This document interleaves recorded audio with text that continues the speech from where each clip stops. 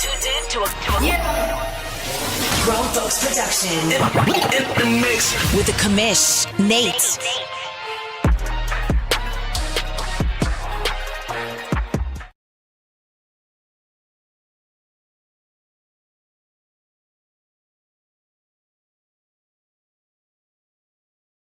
It's not a good start to the night when you hit the wrong button and then can't find the right button to hit. It's not a good omen for where we're going tonight. But welcome to OMFL Draft 106. Welcome in. Thanks for hanging out. What's up, Kev? What's up, Dakota? Dwayne?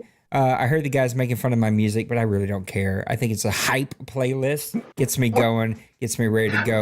I got the fancy watch on tonight. I'm rocking the Drew Brees jersey. The throwback, and we're ready to do this tonight. Let me welcome in my guest, the Mr. Trey of the OMFL champion Detroit Lions, Mr. Maniac of the commish of the Deuce and of the Atlanta Falcons, and then finally, I keep forgetting to set up this one thing. I'm going to have to remember to set this up. And then finally, he's not on screen. You do not see him, but Mr. Nipples of the Baltimore Ravens. Fellas, how we doing tonight? Doing pretty dang good. That music is fire. I love it. I'm just trying to keep you awake over here. I'm trying to get you to wake up, man. Call somebody else. Call somebody else. Let me see if I can fix something here. I got Mr. I don't know why, but Trey is massive on my screen right now, but that's okay. I'm going to fix him. I'm going to get it fixed. We're going to get him fixed. At least I hope we can get him fixed. Fellas, guys, the reason why I'm not in camera is because I mean, they are not allowing me to show the nipples, so that's why I decided not to be in camera. Just FYI. We do not need to see any nipples as we get going here. Why did my chat message not work? Nothing's wanting to work properly tonight. I felt like I got this all set up, but it's okay. Okay, fellas. We have had a pause draft for like 6 weeks, and we only got through a little over 1.5 rounds. So let's just start it out with who we think some winners are. I'm going to get us started. There's some teams that drafted really well. We were talking about this in chat last night with like Kevin and Bird. Maniac popped in for just a little bit.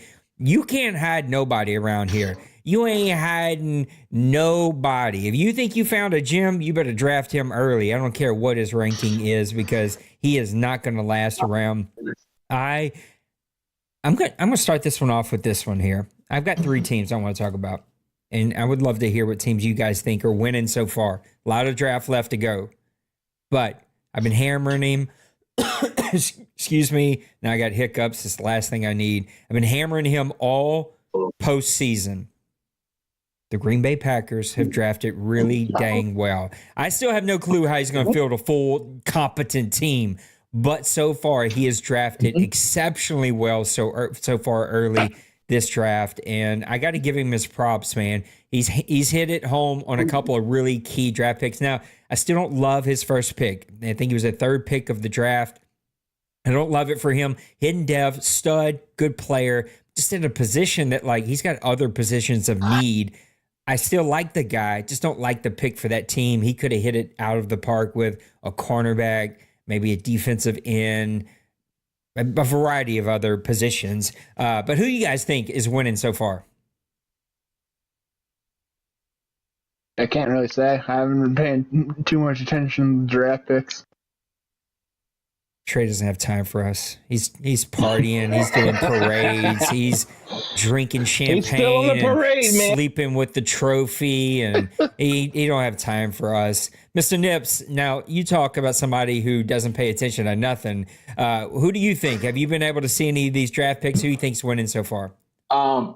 I'm just really happy that you said Packers because I thought that I was going to be the only one, to be honest. And I thought it's because I had been drinking today. But in honesty, I want to say Packers as well. I mean, yeah. He didn't draft the wide receiver that everyone thought that he was going to draft. At the end of the day, I was the one who drafted. But I don't know, like, even though he didn't draft the wide receiver he's supposed to draft according to everyone, he still got a really nice wide receiver. I mean, we all know he's gonna get 20 interception probably in the next two games, but because he's probably gonna pass to only that dude. Pause real quick. Pause real quick. I want you to finish your thought.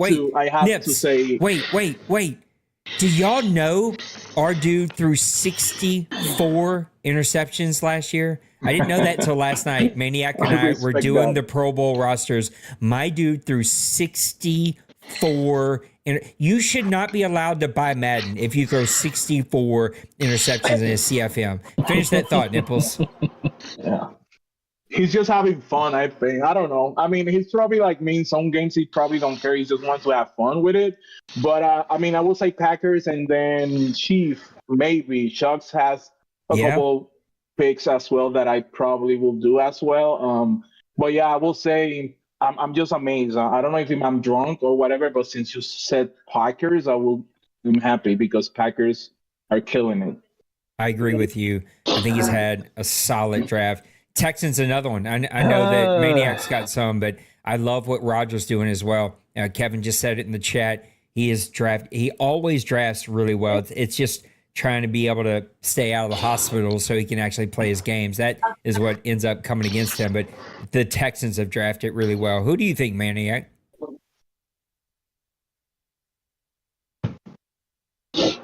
I've kind of got three teams that I've looked at winning the draft so far. You look at the Condors. I think pretty much every player that they've drafted so far have all been hidden dev. Each one of those guys are kind of impact players. If you look at that, Texans are another, and I think with what the Texans have done, building that roster. I know he's done a lot of trading, getting those draft picks, trading guys out, getting just as good players that he traded, getting them back into the fold there. He's just a really great team builder. And Nipple, by the way, he did draft the wide receiver I told you to draft, and you didn't draft him, and he was a hidden dev, man. Come on. Oh, he was Roger? That's all right. Yeah. You told me to draft? No, I told Nipple it was in my mock draft. Remember the Tim Allen or whatever? Yeah. So like, who's this dude? I was like, you need to draft him. And he's Pat Allen. There you go. Last team that we have not talked about. Chiefs have also. Yep, Condors. Bill has drafted really quietly well. Not Condors. I'm sorry. Commanders. He said Condors. It was stuck in my head. Listen, like Nipples, I haven't had a drink. It's because I don't drink, but still, if Nipples can blame it for no drink, I can blame it for no drink. I got water.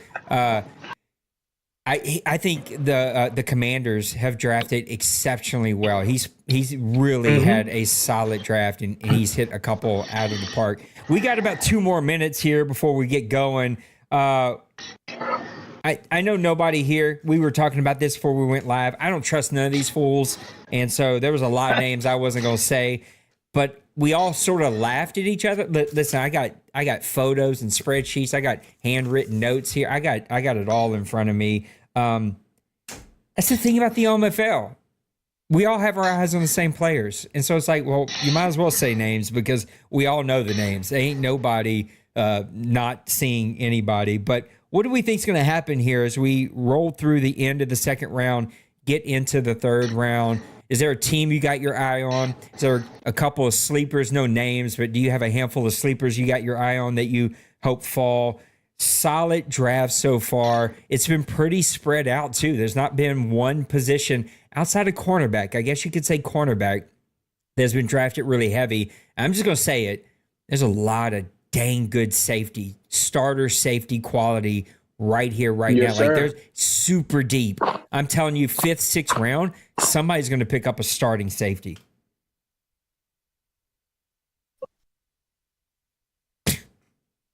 This is when you guys say something. That's the whole point of being on the show.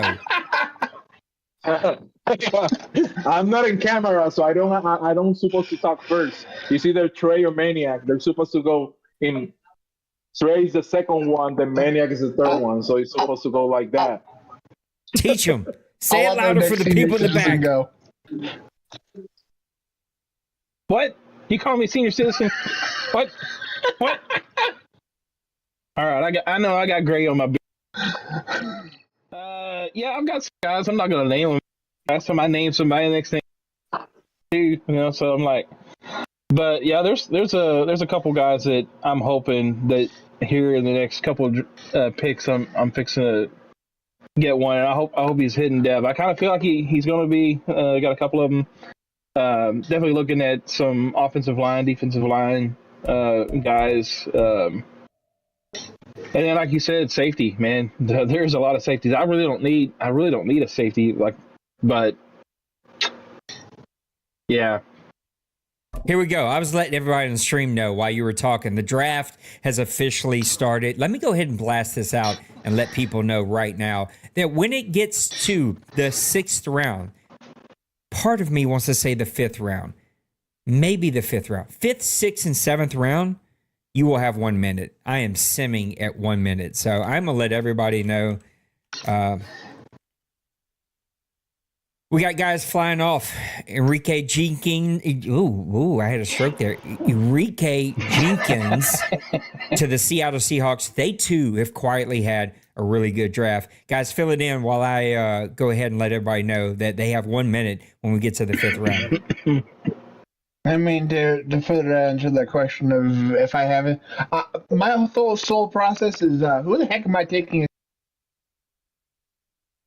That's what I want to do. And maybe I try to get him the unsuspected Brock Purdy treatment.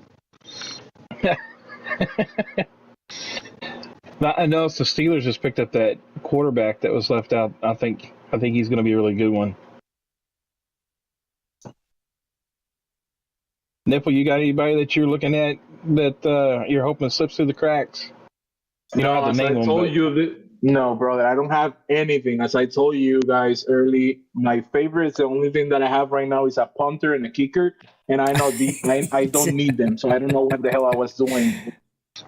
No, let's go. I don't believe that at all. Trevor Jordan, free safety out of Oklahoma, is going over to the not the Mounties. What's the Little Koch's new team? The Bandits. The Desperados. I'm never going to remember that, so you're going to have to help me. Tracy Colbert, a guy that I was looking at, left tackle out of Florida State, going over to the Mounties. I think the Mounties have not done too bad for themselves. We're off to Maniac, round 2 of pick 2 of round number 3. So finally into the 3rd round. I was hoping to get through 3 rounds pause draft since we had 6 weeks to get through it, but that did not happen.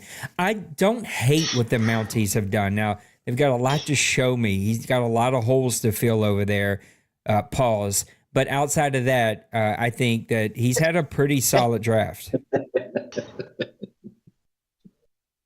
Yeah, I would definitely agree on that one. This is why Nipples is around. Not because he wins championships, even though I think if he focused, he could. Not because he plays all his games, even though he did last season, but because he laughs at my jokes. He's the only one that ever laughs at my jokes, and I appreciate that more than he knows. Thank you.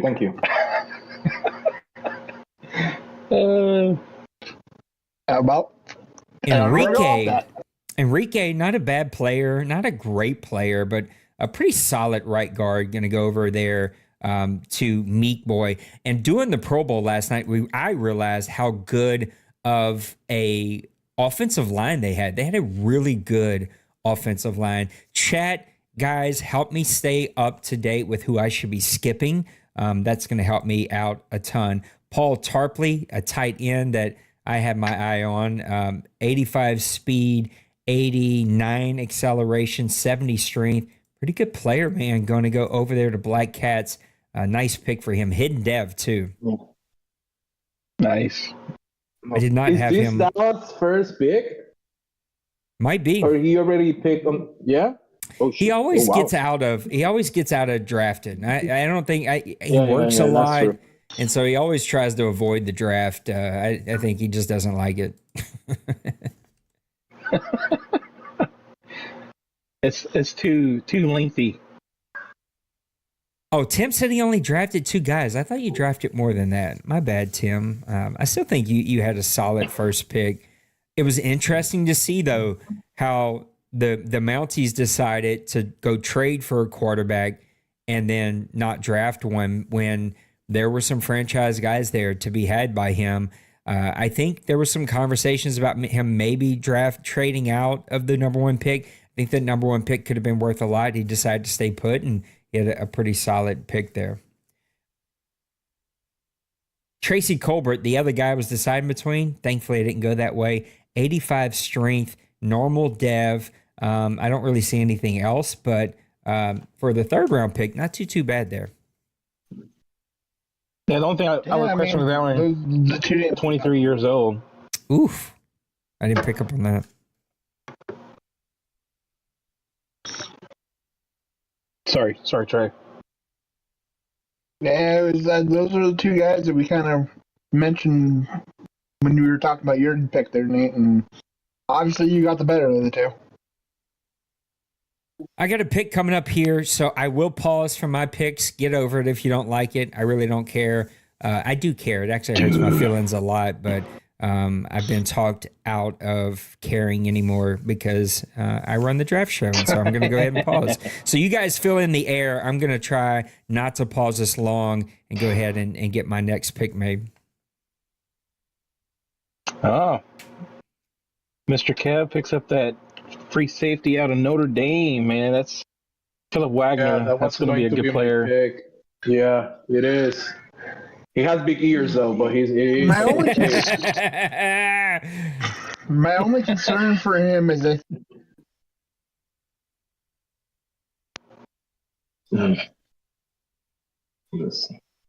What was your concern on him?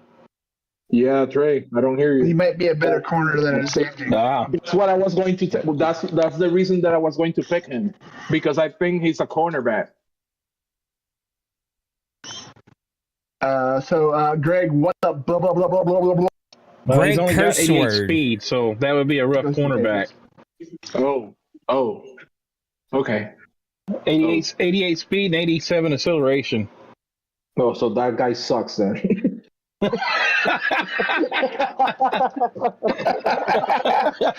I'm sorry, Kevin. I'm sorry. Damn. Shit. Threw him in the oven at 3 or 400. Hey. Baked and fried. It's late time. Yeah. Well, Dwayne just posted his guy he just drafted right outside linebacker Grayson. He's a hidden dev. Like Dwayne needs any more hidden dev fast linebackers. Come on. Oh, wow. He looks good. Acceleration 91. Yeah. He's really good. 91 acceleration. Yeah. And he's 22, man, 6'3", 244 pounds. You know that guy's gonna be lurking for some picks in the flat and that curl zone. I hate being able to see my screen right now, but there's no way for me to cover it. It is what it is. Y'all keep talking. It got to me way quicker before I was ready. Oh, because they can see your screen peeking the. Oh, okay. Oh yeah. So let's see who you pick then. Everybody's scooping up on Nate's transport. Everybody's got like pens and papers, like writing down, like, oh, wow, this guy. Not in my draft. They're not. Not in my draft. They're not. Okay. You going to tie it in? God dang it. Okay, this is what I'm doing. I hate that y'all can see this. And so we're going to put y'all here. And I'm going to switch my screen. And now y'all can't see nothing because I hate it. I just put me in the front, Nate. I just hate it. Y'all are not going to, nope, not doing it. Hey, so every time Nate picks up, me and Mindy are just covering up the screen? Yeah, it's us three on the screen, so nobody can see what I'm actually doing here. I'm about to make my pick, fellas. There you go. And the pick is almost in. Oh, the card's being run down to the commissioner. Hold up, you tripped on the way down. Y'all should say other things other than what you're saying now.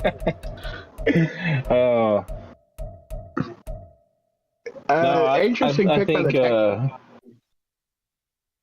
By who? Interesting pick by the Titans. They cut a lot of their linebacking core and they go and get themselves one of their.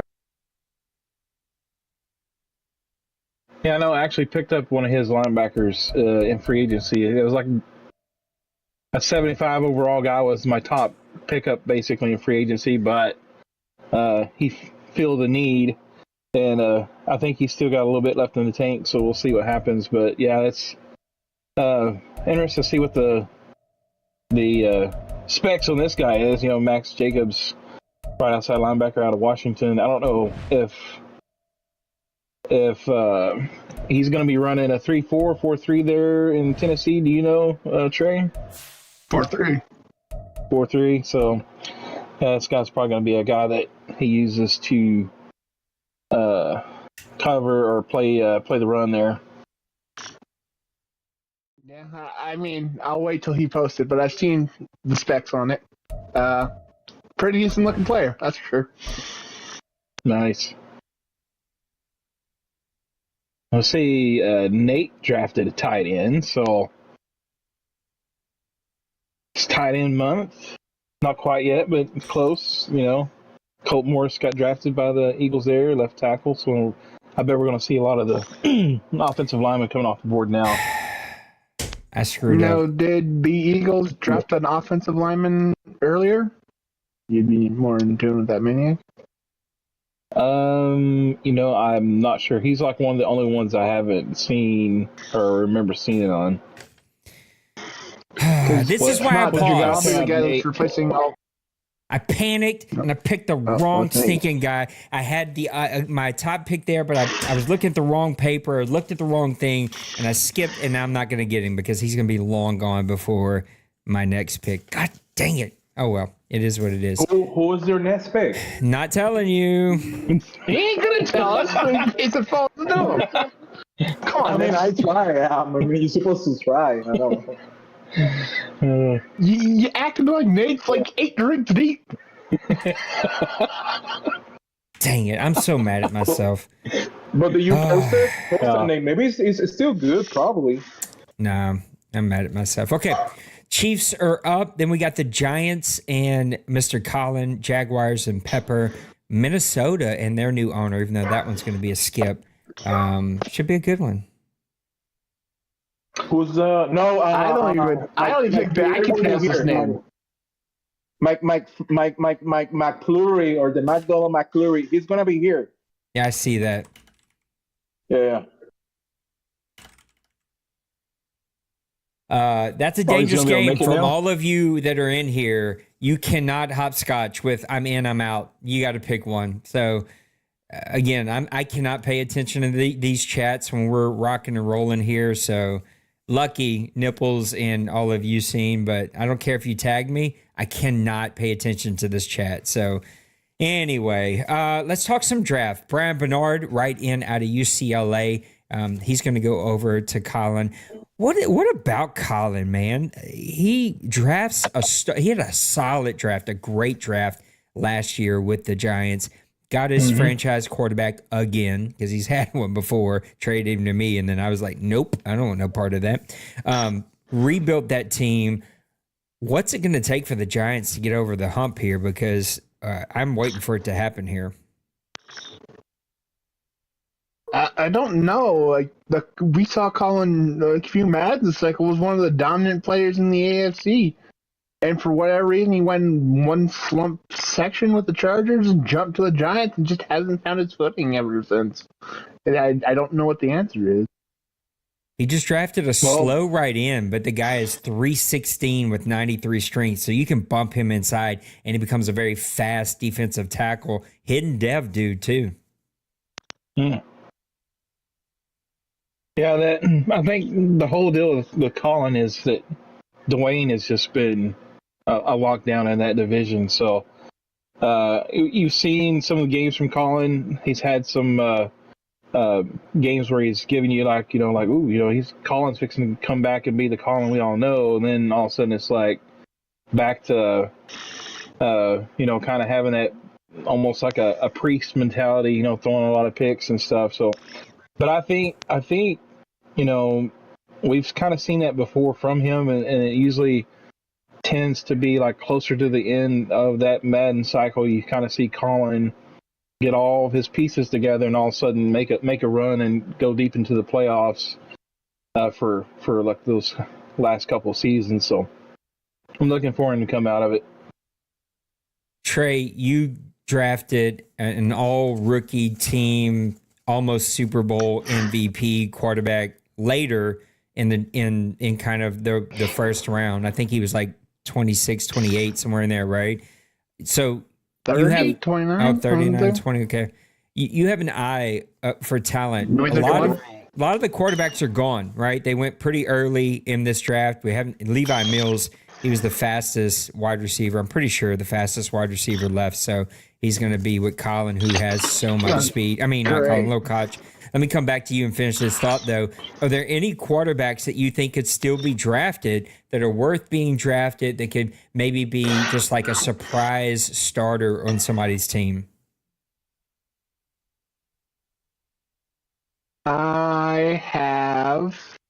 I've done 4 guys that I think could fit that role, and potentially a 5th.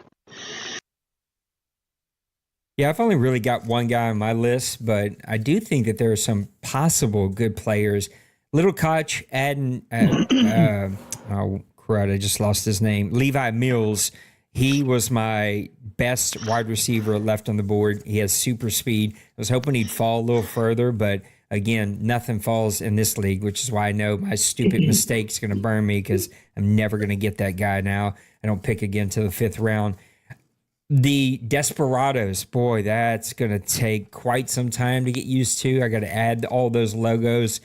Anyway, the Desperados, tons of speed, tons of athleticism, had a pretty good offensive year last year, and he just adds more speed, more athleticism, more playmakers to that team.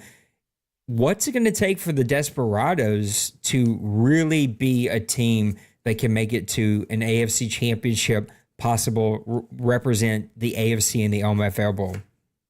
Because he's got the players. I mean, it's all there. It's got to fall in his game plan. He's one of 2 teams that have a win last season against the OMFL champion. So that's got to say something. He can compete. The chips need to fall in his favor, and sometimes his style is a very risque, and it comes and bites him in the rear end. And the other time he gets risky and he's busting 99-yard touchdowns. Yeah, I think you've seen from Little Koch. His style is like fast pace, big play.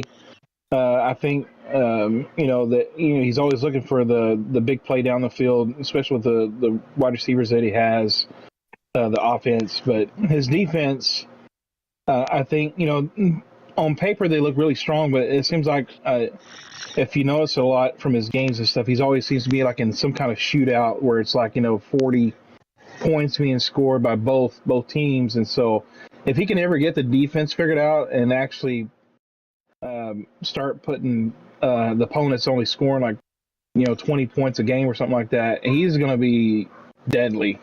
So I really feel like that's what it's going to take for him to get over the hump. Minnesota with 2, I guess he had 2 picks back to back or 2 picks close. I don't know. He posted 2 different photos of 2 different players, both hidden development guys. And so wait, what's this? So Minnesota adding to some of his team here as Nipples, I hate to use this word, but milks this clock all the way down to just a couple I don't remember how I got to the I'm completely honest. Completely honest. I'm pausing. I paused you at 2 seconds. I paused you at 2 seconds because I love you. All right. That's a good. Yeah, I love that name. That is a good pick. He was my only draftable cornerback that was left. Harvey Moorhead, cornerback out of Florida. Tell me about him because I had him pretty high on my list. I don't know how he looks. I was pressing a lot over the X, so I haven't even seen. I don't know how he looks now because I was spreading X fast, so I don't know how he looks. So. Oh, it's all good. Overrated player's name. Derek more Johnson, Fitz free Nichols. safety out of Oklahoma, goes to Arizona. He was More guys with the also pick. super high on my list if we can understand what's happening through all this madness that's going on right now. Keon Mentor, middle linebacker out of Oklahoma State, going to go over to the Raiders. I really liked him too. He was my second best middle linebacker that was left. Really liked him. Really good player. Again, here in the third round, man, really good players are starting to fly off the board here. We have our first fullback. Oh, no, it's a free safety. Sorry. I love this free safety that Arizona got, Joker got. 91 speed, 92 acceleration, hidden development, 64 strength. Don't love that part of him. 204, so a little light in the pants, but he'll be able to make plays over there in Arizona. Oh, I like this one better for the Bengals. Andrew Pettis, free safety out of Michigan. He was higher than Derek Johnson for me. I hope that Denver posts a photo because I think this guy has potential to be a real big-time playmaker there in Cincinnati. A team that seems to like start off slow and then all of a sudden get hot and then roll through the first round of the playoffs and then just completely poop himself as he gets deeper into the playoffs. I want to see Denver really put it together and make another big run here. But his best friend is going to be on his tail with the Desperados now. Yeah. I'm really disappointed at Denver. I told him, like, I can't. I mean, so when I place against him, he's a bad guy. I mean, if he's my enemy, to put it that way. But I just want him to make it so bad as well as a little cushy. But I don't know what the hell are they doing. Like, come on, they have everyone to make it to get it done, and I don't know what is going on with them. So, bro, come on, bro. Damn! Oh my God. He chokes in the playoff. He has. Chokes in the playoff. I keep telling him, bro, what you're doing? Stop doing that. Like, last come couple on. seasons, he definitely has not played his best ball in the playoffs, which is not normal Denver football. He's normally one of these guys that plays really great. Chad Arnett, my number one running back left, halfback out of Texas Southern, going to stay right there in Texas and play for Roger and the Houston Texans. Really like that pick for him. He is building quite the powerhouse on offense there in Houston. More and more good players just keep showing up. And if he can just stay healthy physically, in person, real life, I think that he's going to play really, really good. Andrew Pettis, photo from Denver, 91 strength, 92 acceleration, 66 strength. So not quite as good as I thought. He's very close to Derek Johnson, but he is a normal dev, so Derek has that on him. Now, I say this time and time again, and I do stand by it, but I, especially this draft, because I actually had draft picks, get caught up in it. How do we feel about overrated, underrated, or rightly rated of hidden devs? I feel like we freak out over it just a little too much. It comes with it depends on the dev. Like, if you get a star dev, it's nothing special. You get a little bit next. You get a superstar guy, it's a bigger XP boost plus potential for some abilities. If you can draft an X Factor, that can be a game changer. Yeah, I'm looking at it this way though. Don't get choked up over it. Just share your thoughts. That's all. Oh, I know, man. I'm still kind of getting over all my junk that I had, but I look at it this way: like, even if it's just a star dev, you're still getting a boost. You know, especially with the way Madden's made up. You know, you can put them in the training, and they'll get a little bit of boost on top of whatever, the training that you'll get on top of that. And so even though it may be just star, you can still kind of get a guy and build them up a little bit quicker, especially if you highlight them in your training and stuff. So, but yeah, I mean, I think it's overrated because, I mean, you can take a normal dev guy and if they got good stats, I mean, you can build them up too. But it's still nice though to get that hidden dev guy. So I think I think it depends on the position that you want to. Kobe said it as well. Oh my God. Yeah.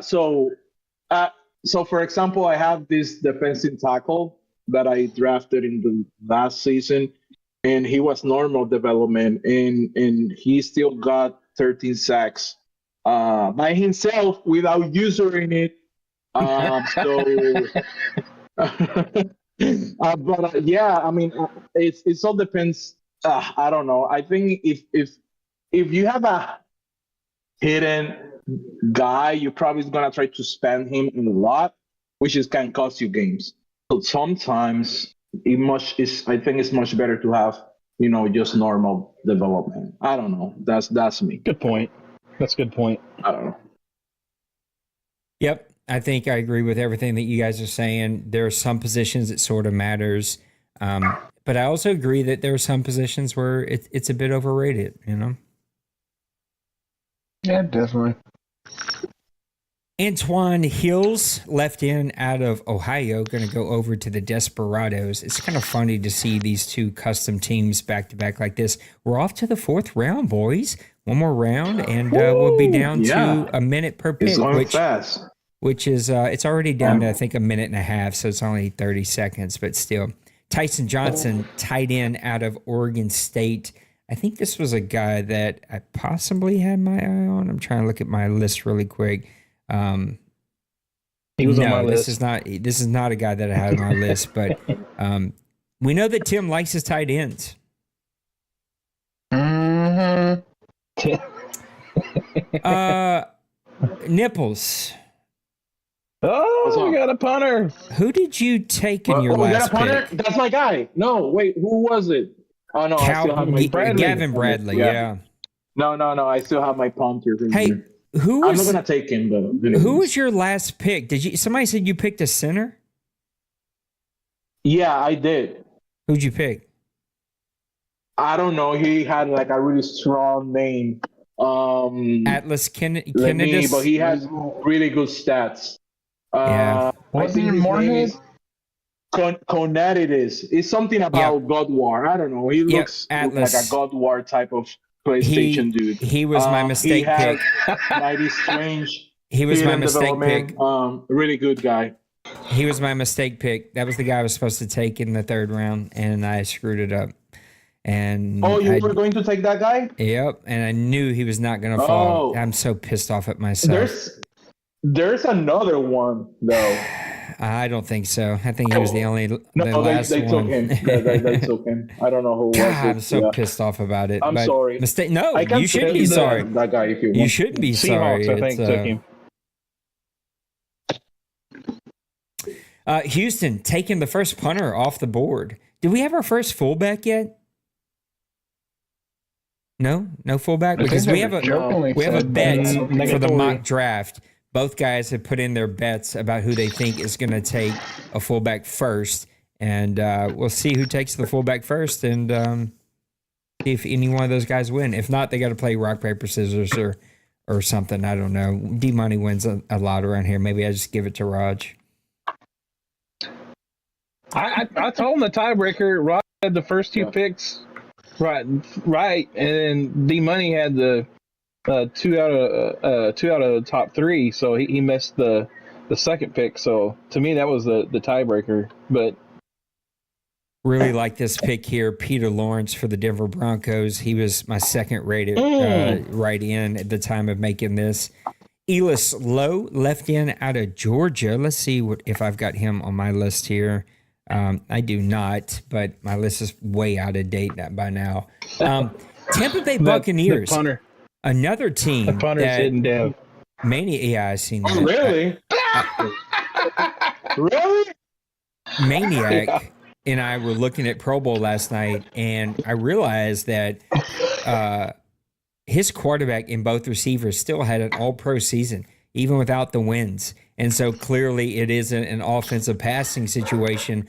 It's a defensive situation, turn the ball over in inopportune times. And so, we got to see what Kevin can do there. Turning things around, needs to get pressure on the quarterback, protect his quarterback. And if he can do those 2 things, he's going to double his wins pretty easily. Oh, yeah. Now, question for you, Nate. Fifth, sixth, seventh round, things are too less talkative. Are we going to reveal the Pro Bowl in the fifth and sixth round? Hey, good point. We can. We'll also take in a couple of interviews. We can probably start that when we get towards the end of the fourth round. And so if you want to be interviewed, we're in the Discord chat. You can use your phone. You can use your computer. You can use your laptop. You can use, I think you can even use like tin cans with a string attached to it if you've got good enough Wi-Fi. So feel free to jump in here. I know Kevin's already been hanging out with us tonight, and so we'll start calling on some people. What you can do to help me out is let Trey know that you would like to be interviewed in a DM or whatever you'd like to do. Slide into his DMs. No dick pics, please. Whoa. But let him know that you'd like to be interviewed, and we're all dudes. We can say that word.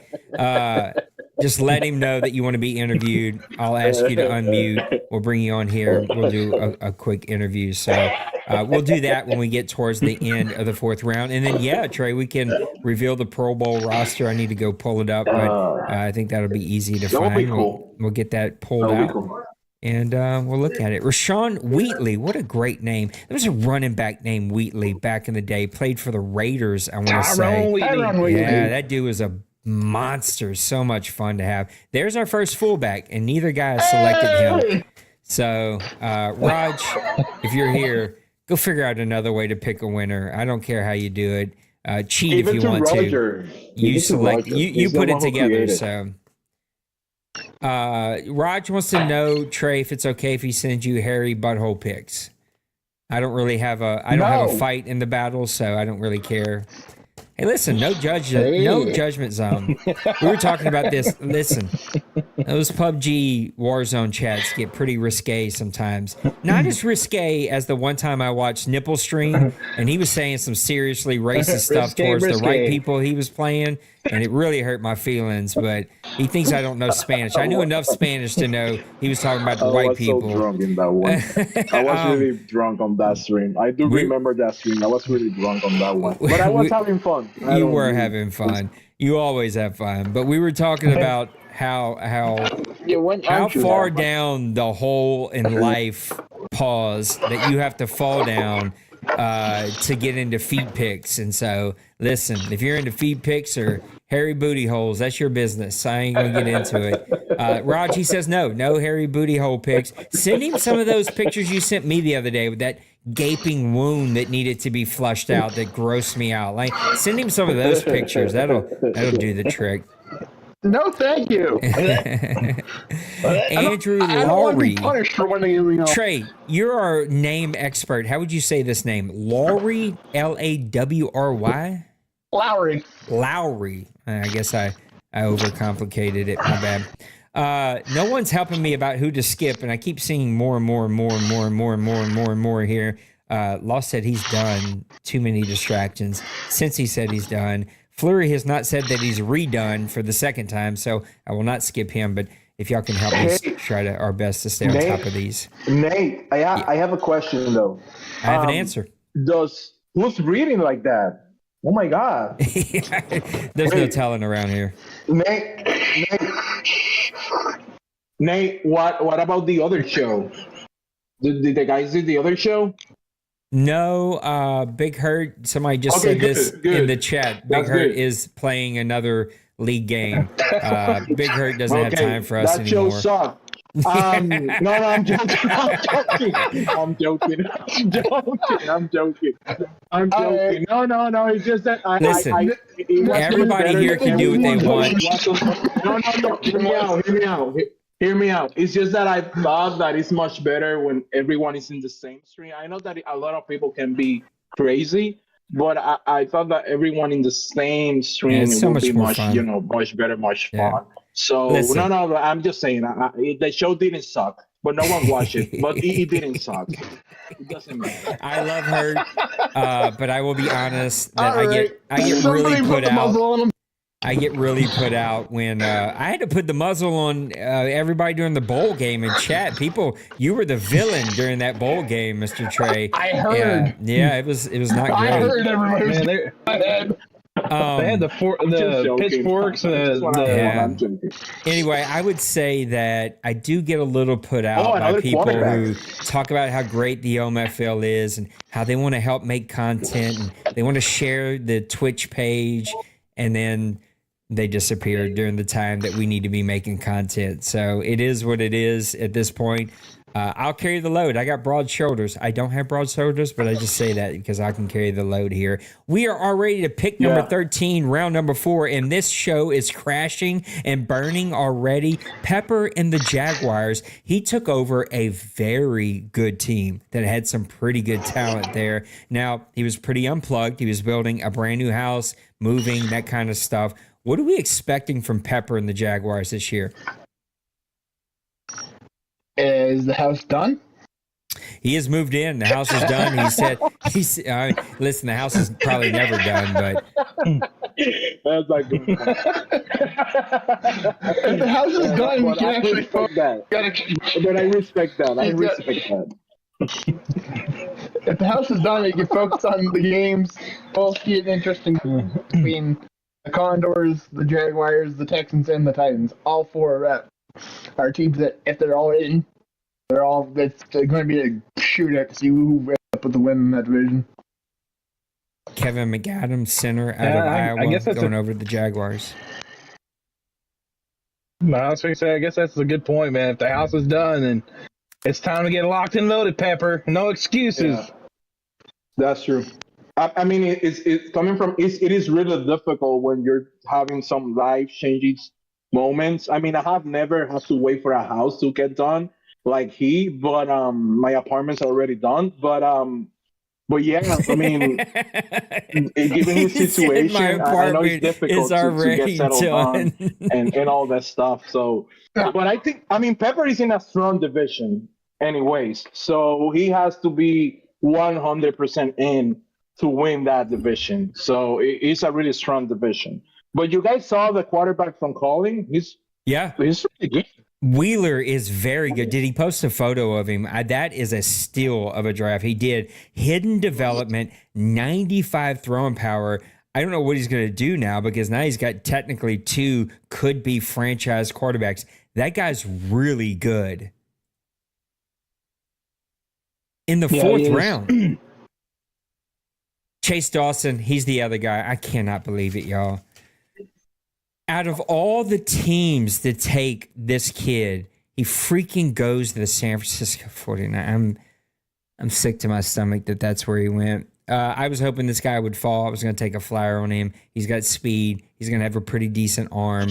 And freaking D-Money is going to have a starting quarterback that he's going to build up on a rookie deal. I give up.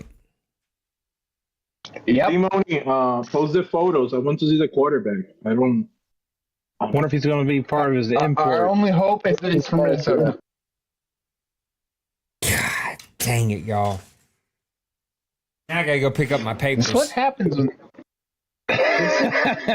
This is what happens when they Oh my hear... God. I'm the next pick. You're not the next I'm pick. not You're the paying current attention pick, to friend. I'm not paying attention to it. Oh, no. Listen, I'm enjoying going to give you a myself. pause. This is your last pause. I'm just enjoying the stream. This is your last pause. After this, you got to stick with it. I will never understand this. I can never get a trade offer to work, but everybody goes to the trade. And it always benefits him. I've never understood it. I have never understood how he finds so many great deals. I had to give away Marshawn Lattimore to get a 2nd round pick. I had to give away Ramczyk for a 2nd round pick. This guy is getting 1st round picks for nobodies. Like, I don't know how he does it. He must have dirty pictures of people's wives. That's the only thing I can think. That is literally the only thing I can think. Blackmail.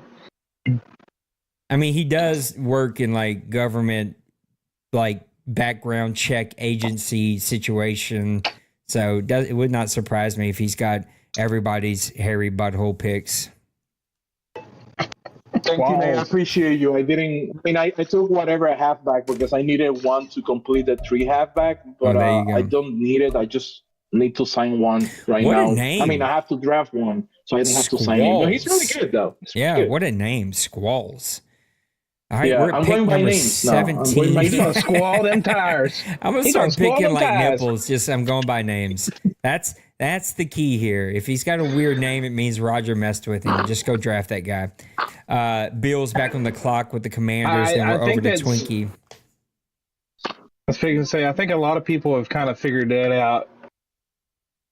I can't tell the difference, so good luck. I'm just not the smartest. Dom It's kind of Holly. difficult to see names. I was so. trying to make a joke and then I hesitated because I was like, nobody's gonna get it. But I was gonna say I'm not the smartest knife in the drawer. But then I was like, oh, nobody's gonna get it, and everybody's talking on top of one another. But anyway, Dom You're not the Holly. sharpest knife in the drawer. I know. Not the smartest. That's what I'm saying. That's why it's funny. I'm so dumb. I can't even get the saying right. See what I mean? It loses something when you explain it, right? Now you both are getting it. I am not the smartest knife in the drawer. It means you're so stupid you can't even get the saying right.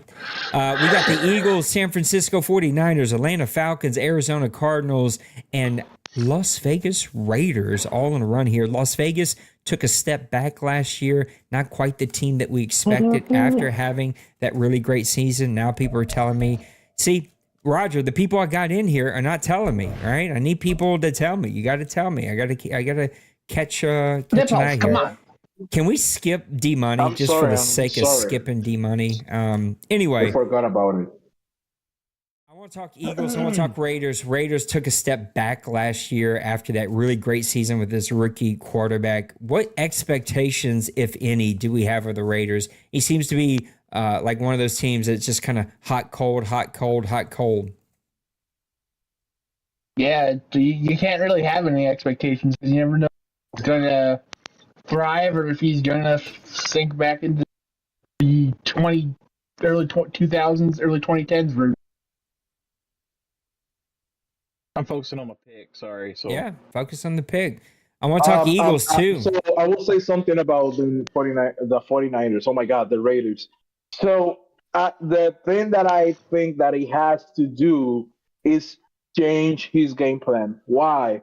So me, from someone who plays him at least every season, he does the same game plan. So he has never changed the game plan. So I don't want to say exactly what he do, but it's like change it, exactly, but don't really you're change it so I can keep expecting beating what he's you. going to probably do in third downs or whatever.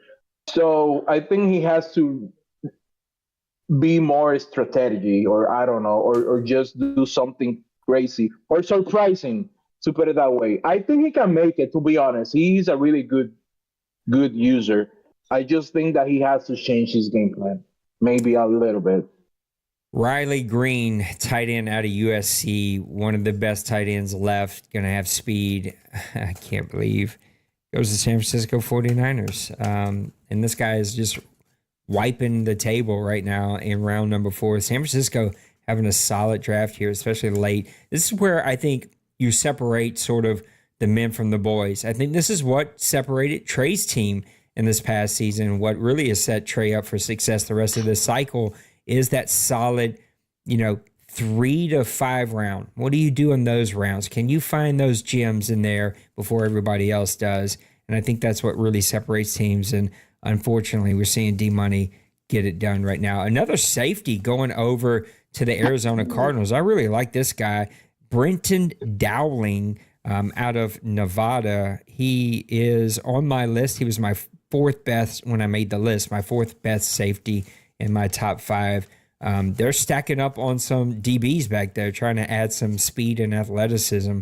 Maniac, you just drafted you an offensive lineman. What do you think? He's normal dev, but man, he's I think 21. He's 87 strength. He's got an A rated for impact block, B for awareness. So a lot of those can be important for offensive linemen. Put him in. Gonna start focus training on him.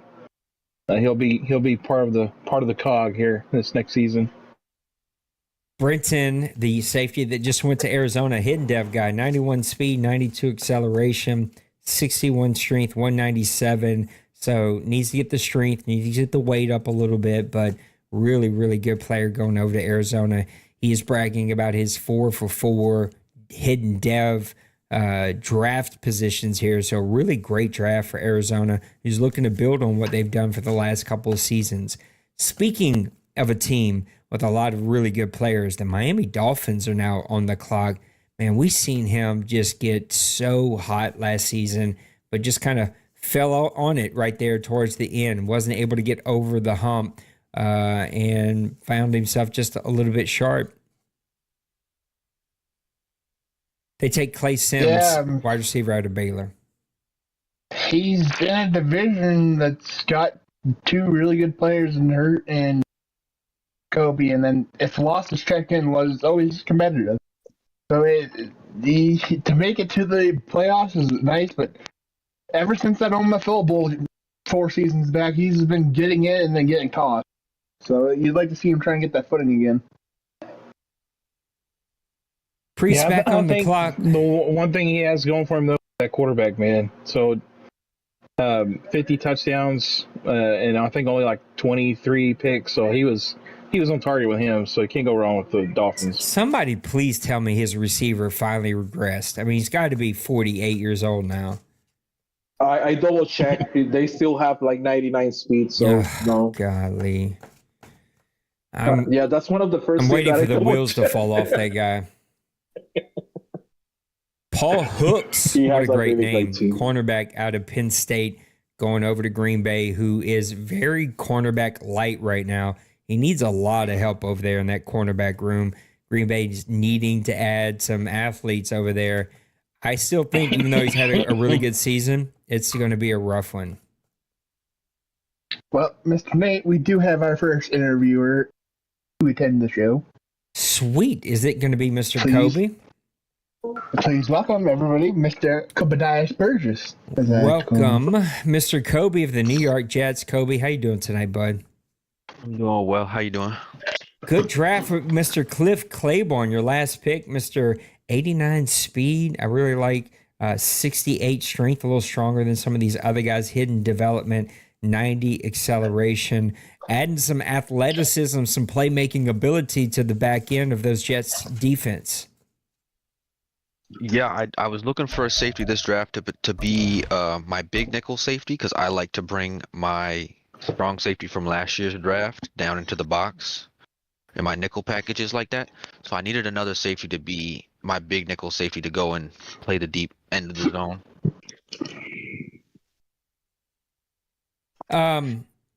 Your team, red hot last year, really rebuilt after Rodgers' first season and really had all the pieces. It seems to be a little bit of a love-hate relationship with the quarterback situation over there. What were the goals coming into the offseason, and do you feel like you were able to achieve those? Honestly, like my goals, like after the season ended and taking a step back and like looking at the team, like I feel like this might be the most complete team I've ever had going into a draft. Like I'm not looking for any starters at all for the first time, I think, ever. I'm just looking for potential backups. I mean, if I get somebody that surprises me, that's fine. They might be a starter. For example, the tight end I drafted might actually become my starter. But I just needed another tight end. Same thing with the safety. He's going to be my backup safety that plays in my big nickel formation. So this feels like the most complete team I've ever had. My quarterback situation is love-hate. But honestly, he kept his superstar dev from last season. He played well enough to be a superstar. I'm hoping that helps him be more consistent and improve my relationship with him moving forward. Tell me about the team this year moving forward. It is your most complete team, but what areas do you feel like are more complete now than what you had in the past? Honestly, my defense is probably the best it's ever been. I feel like after last year's draft and the previous year, I have the secondary. I feel like the secondary is better than it's ever been. I have Sauce, who actually played really well last year, who's up to a 99. He's an X-Factor corner. My X-Factor strong safety that was a rookie last year, the previous year's Rookie of the Year in game in my free safety. I have a strong safety and a free safety that competed for Rookie of the Year back-to-back years. And then my defensive line is probably the best one in the league, and I barely use it. So I don't have to touch it, and I can just use my linebackers, which makes it so much fun. And if I want to, I can go hop on a corner and use my slot corner that doesn't have any abilities, and I can take away not only my superstars will take away your outside receivers, and I can personally take away your slot, or if I want to, try and take away your tight end. So probably my defense is probably the most complete team I've ever, probably the most complete aspect of my team. Rams, I'm not skipping you because I know you're remote playing, so I'm going to be a little bit more patient with your picks. But everybody else, we're on the minute clock now. Also, when you mentioned play cornerback, I felt nipples get hard in that second, like the moment that he heard user a cornerback. Fellas, what do you have for our guy Kobe here? For Kobe, I think it's the same question as last season. I don't know how you're still using Zach Wilson. I think I still told you after our game. We played this season, right? It was last season. It was this season? This year. It was this year. Yeah, it was this year. He cost you the game. And Yeah, I he told did. you. He did. Yeah, bro. He cost you the game. I won the game because of Zach Wilson. So what do you think that it will? I didn't watch entirely your game, the playoff game. I think Zach Wilson did good, but are you planning to do something different for this season? Are you planning to use a little bit less passing, more rushing game? Is there something that you probably can do better for this next new season? So I don't know if this gets talked about. So I don't know if this gets talked about in terms of this is my biggest thing with us going to All Pro that doesn't actually get talked about. So for me, what I noticed on the All Madden difficulty was the inability to use certain formations and certain plays because I felt as if the timing for certain plays was thrown off in something that we were not used to at all. So, for example, there was a formation I love to run that I ran all the first 2 seasons on All Pro, which has this really weird route that cuts up the middle. And every time I throw it, if you run cover 2, it's open. However, when we went to All Madden, Zach and Aaron would just miss the throw. And I couldn't figure out if it was a timing issue, if it was an accuracy issue. I really just feel like All Madden was making me miss the throw. However, so when we're going back to All Pro, I really expect my ability to change my game plan up and actually throw in routes I never did. That's what I expect. I expect to be able to mix up my formations and go back and make it easier for Zach because he'll be actually able to hopefully use the whole field, if that makes sense. Got it. No, it does make. I'm also doing my picks, but yeah, I mean, it does make sense. I just want to say that I really respect you a lot. To be real for you, I really respect you. After we play our game, I was rewatching the game. I don't usually do it, but since you commentate a lot, I like to learn from people who commentate their own games, and I have a lot of respect for you, bro. So I'm excited for you for this new season. I hope that you can get it done. I mean, I tell everyone this. I hope at the end of the day that you cannot get it done, so I'm the one who can get it done. But I have to say it as a good player as well. So I respect. He reminds me of the rest of my co-host here. It's my pick. I can't keep up, but let me keep talking here while I try to be over me. I'm done. I got my pick. I think. Yeah, we're good. No, but yeah, I'll keep doing what you do, and again, keep doing those games with you, commentating those games because I did it. I really appreciate you, and also what I really appreciate about you is that you use the cornerback. I know that not so many people does it, and you do it. So I also like when I have to play another user cornerback. So you're a really great player, but mostly you're a really good owner of OMFL. So I just wanted to let you know that. Thank you. I appreciate that, Nips. I love you too. I'll just say it. I love you too. Thank you. Yeah. That's the whole point. Can't you feel the love tonight? Kobe. Man, You're talking about your quarterback, the love hate. I gotta know. Do you have a backup that you're gonna throw in when you have that hate situation going on to give the other guy a little bit of love? I have a plan for a draft pick. I don't know if he's going to be available, but if he's not, I don't have a backup, to be honest with you. Mm. Mm. You got a backup plan to the backup plan? Or? Riveting questions from this group. I don't can't have a get backup Nipples for the to backup shut plan, up. but He's over there making out with Kobe, and these two here on screen are falling asleep. I don't even know what they're doing. Y'all are killing me tonight here.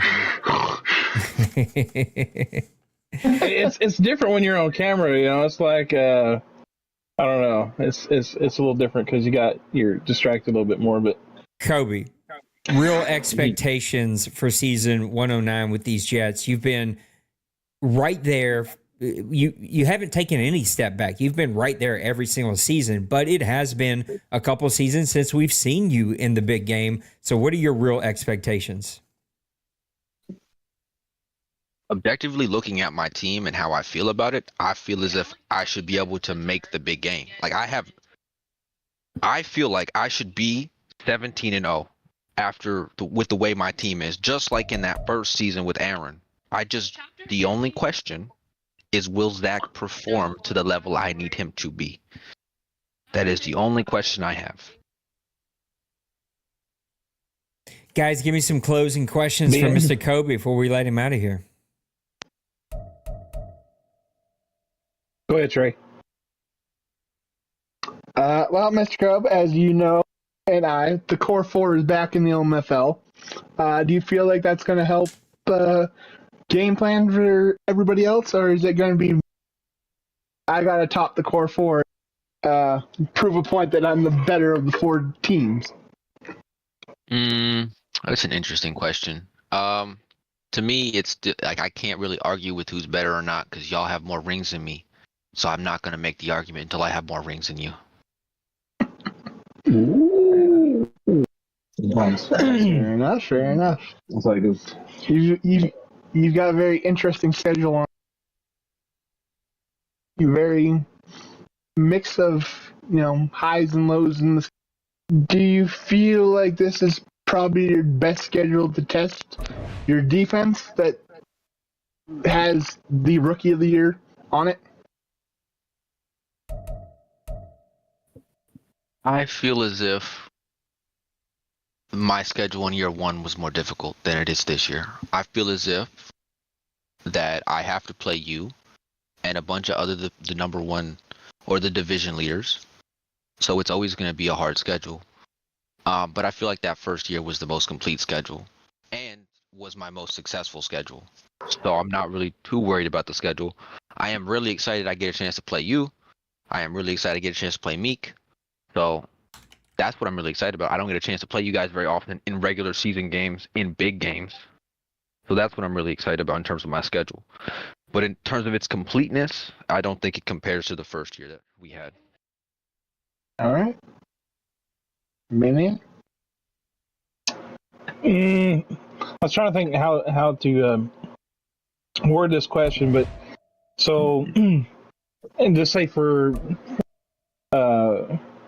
Grins, you make it to the OMFL Bowl next season. Pause real fast. Oh my God, Pulse. Maniac, I gotta say this. Nipples, I'm not giving you extra time. You gotta get that pick in on time, okay? Go, Maniac. Sorry. Yeah. Thank you for letting me know because I didn't know. I was looking at my phone. You make the OMFL Bowl next season. Who do you look? Who do you want to face in that bowl game? The defending champ, or you want to face like a D Money? And what team you face do you think makes the biggest statement that says Kobe is the man in the OMFL? I feel as if that title cannot be taken away until somebody wins more than D Money or has a more consistent run. So, for example, if Trey were to win, let's just say 3 straight, he could then make that claim. I don't feel like that claim can be made until something like that happens. But to answer your question, the biggest I feel like is always D Money. I don't like Trey's the defending champion, but Trey's got 2. D Money got what, 9? I don't actually know his number, but like 9 or He 10. won 5 in a I feel row. like- I'm pretty sure.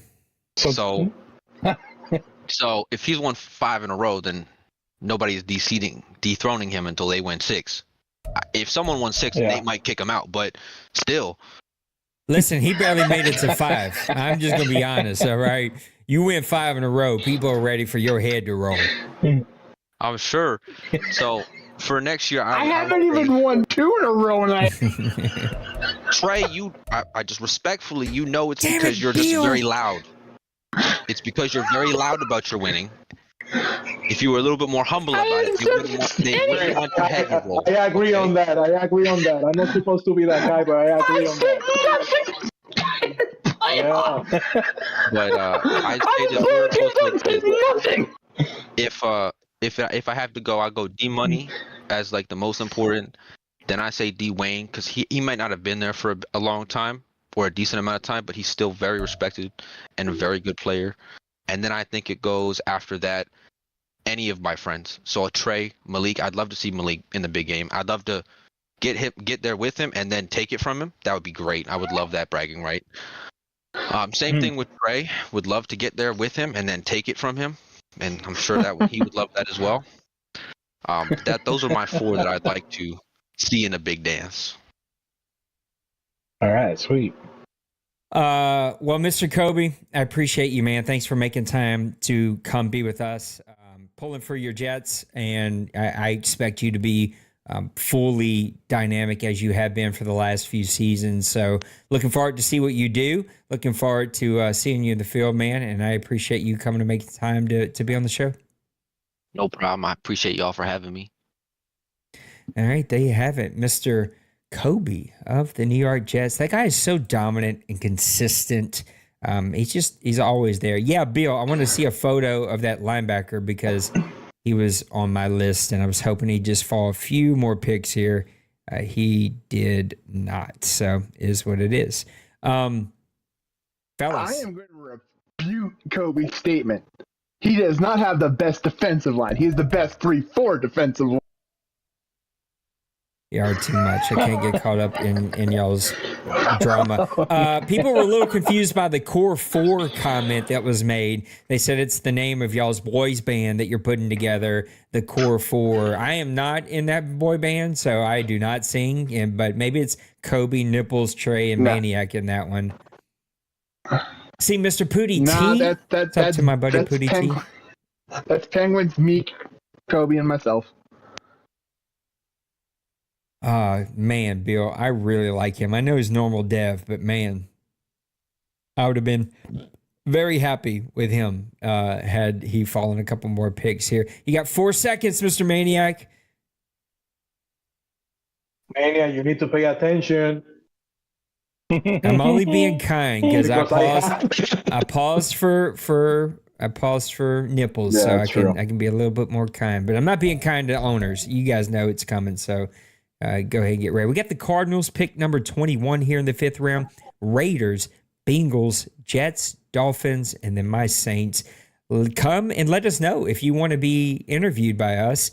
After hearing the Kobe interview, I doubt anyone wants to step back into this room. But if you're open to it and you want to do it, come and step in here. Nipples, a follow-up question for you. You play Kobe every single season or at least often. I don't know if y'all play every single season, but what makes him so difficult to defend? What was that? I didn't hear the last part. I'm sorry. What makes the Jets? What makes Kobe so difficult to defend? Oh, Kobe, that you think, you remember when I was talking about Raiders that you know already what he's probably going to do? Kobe was the opposite. He's just the opposite on that when you lost me. So I don't know where to keep going. No, I think you're good. Kobe is just that, again, you don't know what play he will draw, what play he will call. He's just a smart player. Again, that's what I wanted to watch his game after we play because I won by 3 or 4 points. I don't remember.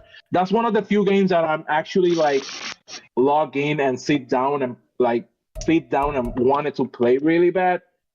because again, I like owners who plays like that a lot. I feel like it's gonna be a really fun game. So he's just smart. You don't have, I mean, everyone is smart here though, but you don't have that type of owner sometimes in some downs, specific downs, to be honest. Fellas, take it away. I'm quickly trying to look through the list here as it got to me before I was ready.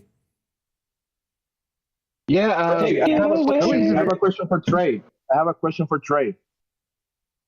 Shoots. Okay, Trey, what are the YouTube videos that you mostly watch for your game? Oh, you are such a wiener. I'm joking. I can do it. I'm joking, bro. I'm joking. No, I respect you.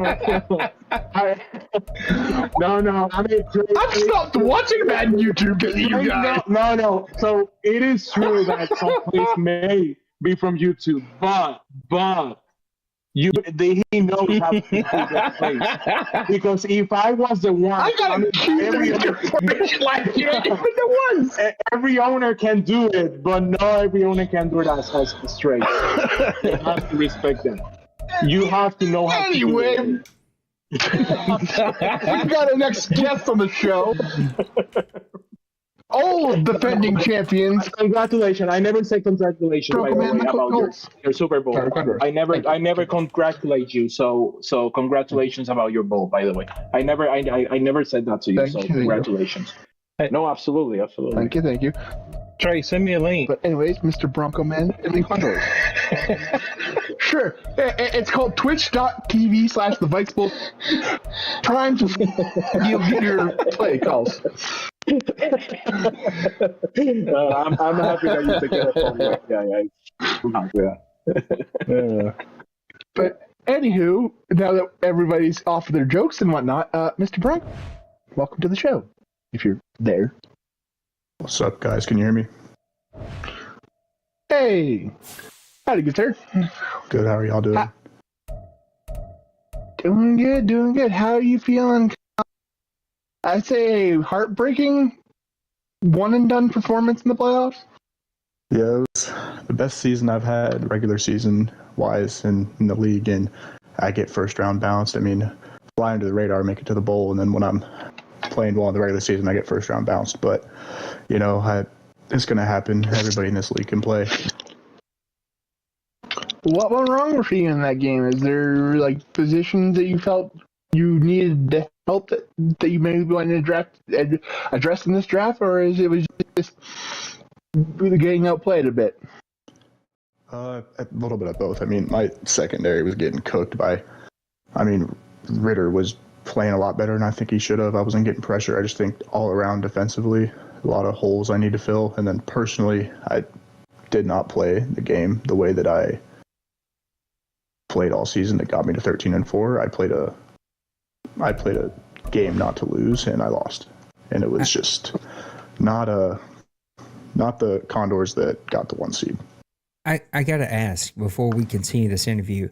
Are you safe? Are you being kidnapped? Are you being held as hostage? Do we need to call somebody? Yeah, we got this I was going to low say voice. exactly Like, if somebody got you bro. kidnapped? Just blink twice if we need to call somebody. You're ready to have like sexy sex or something after this?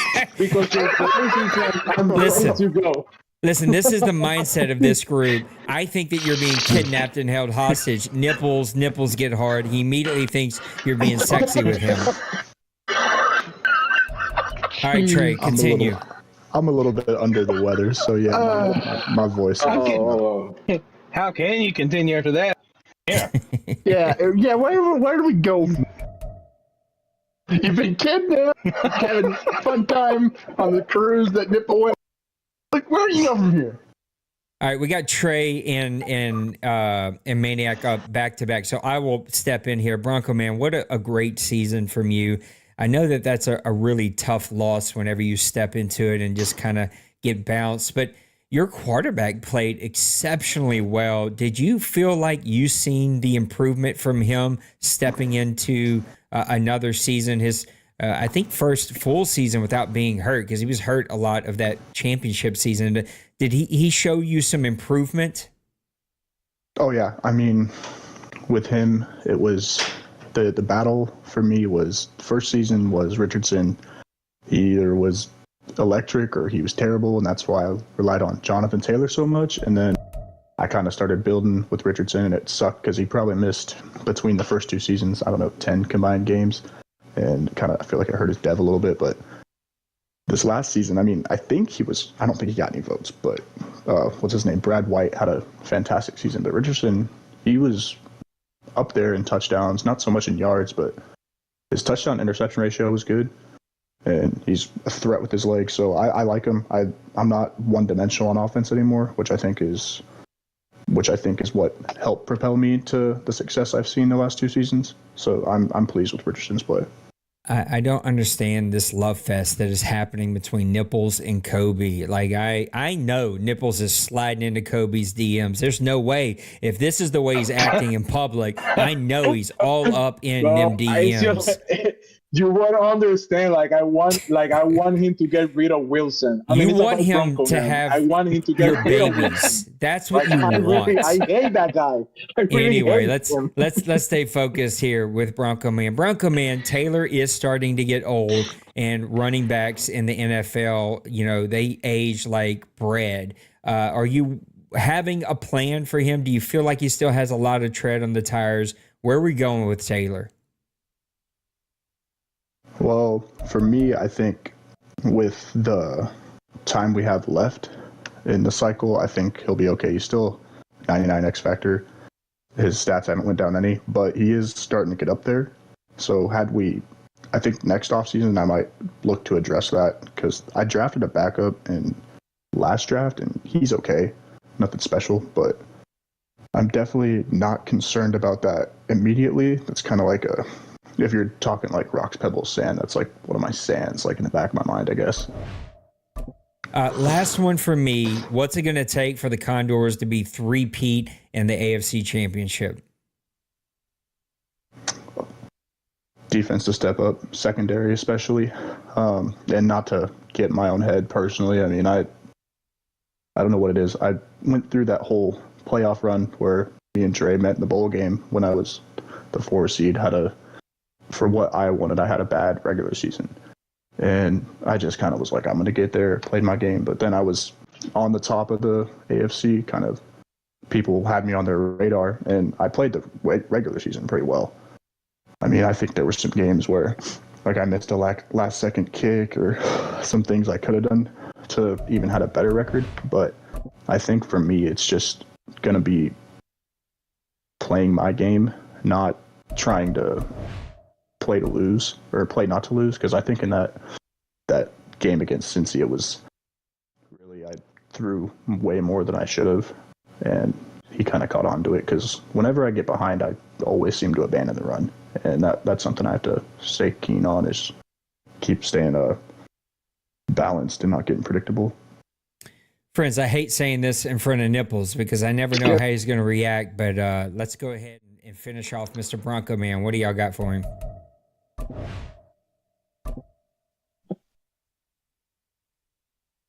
In it? Me? Yeah. Hey, Bronco Man, you did have a good season, man. Richards was on fire, man. He had like 50 touchdowns. And he's definitely a core piece of your offense. But talk about Josh Downs, your wide receiver. Mm-hmm. The improvements that he made from the season before to the last season. I mean, he was just all over the field. What was the process of getting him involved? So I think that started a little bit season. What would that be? What was the first season of this cycle? 106. It started 106 when he was, I guess, my number 2, probably like a 78 overall, and I got the ball to him more than anybody. And I had Michael Pittman. I don't know what it is, but with me and Madden, I don't like big receivers. I just can't seem to get them the ball. So I cut him. And then Downs is like, he's not that fast. He's not big, but that dude is always open. He has to, he's like the CeeDee Lamb or whoever, just route running master. I don't know what it is, but that dude is open. He's he's not going to burn you. He's not a deep threat. He's just a guy that I'm going to get 5 to 7, 8 catches a game, 100 yards and a touchdown or two, and he's reliable. That's what I like about him.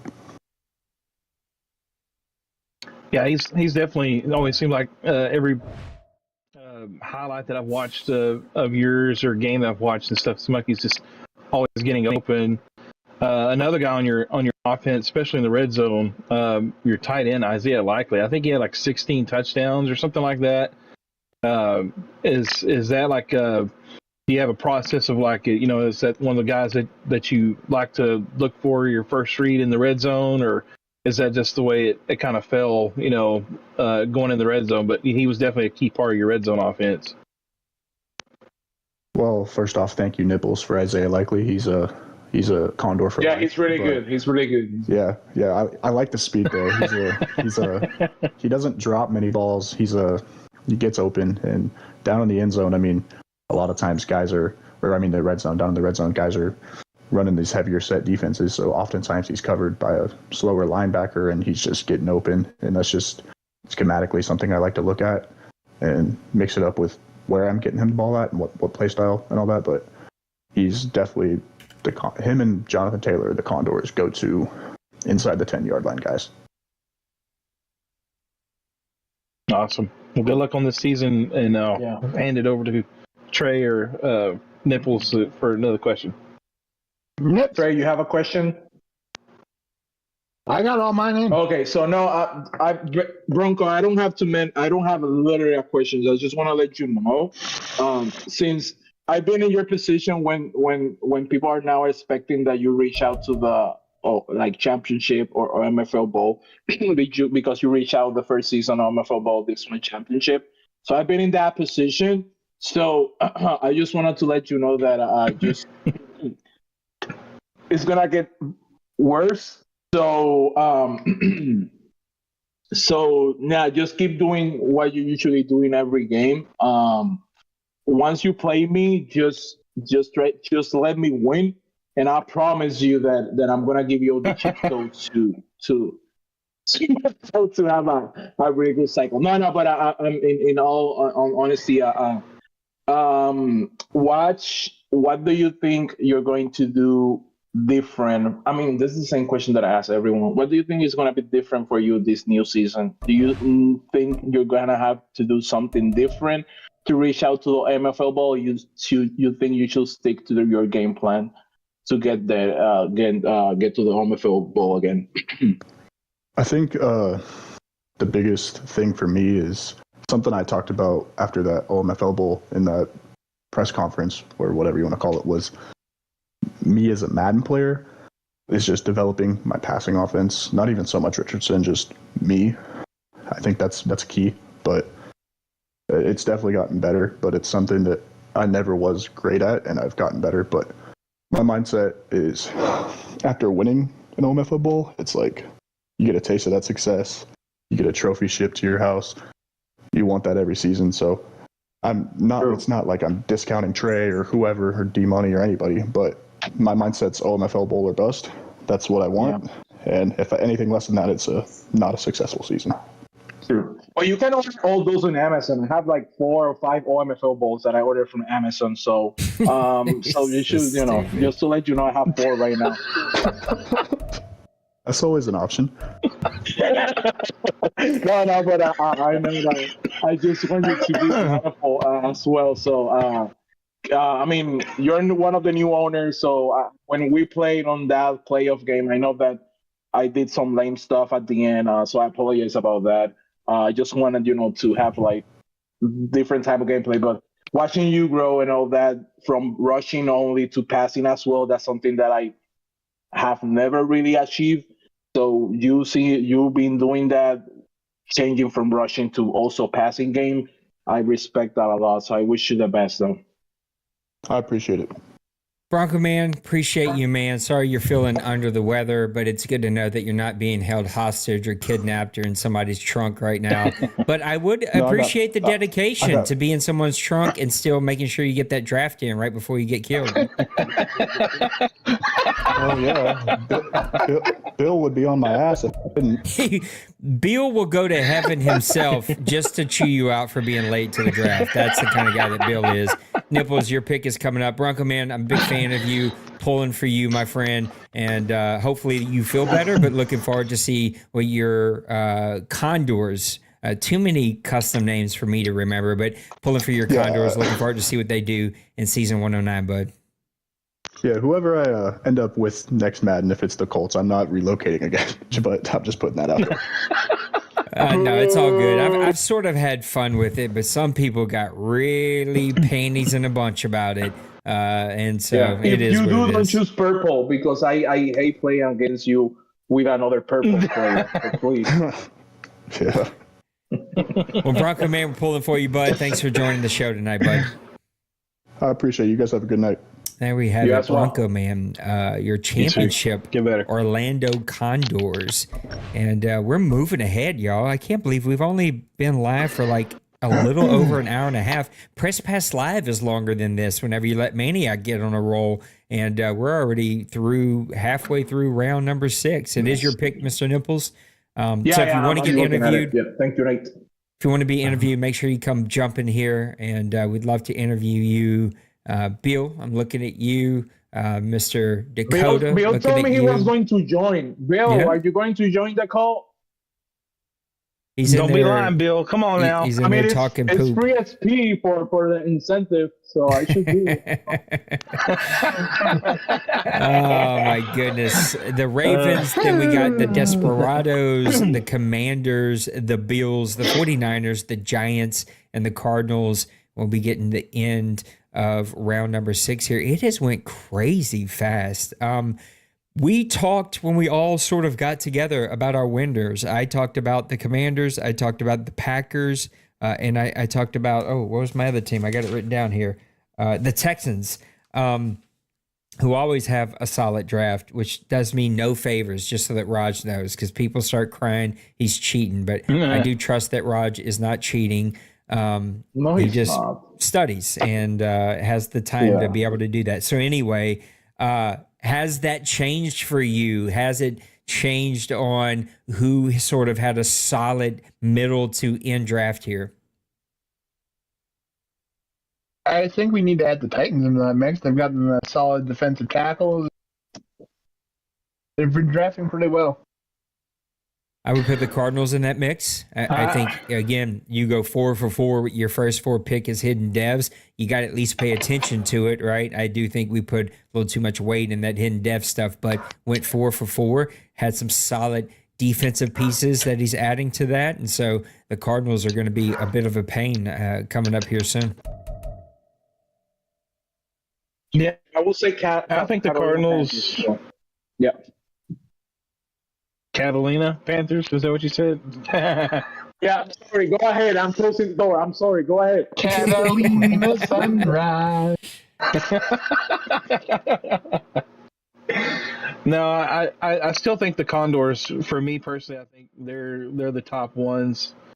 I've seen his players all their attributes and stuff. Even I think he's got like something like 4 out of 5 hidden dev as well. But just the attributes those guys have, they're all like going to be like top notch type players in their positions and stuff. So I feel like he's got the top one. Obviously, Texans, Cardinals, they've had a pretty decent draft. I haven't seen much from the Chiefs since the first round, second round, but I think Washington also has had a solid one as well.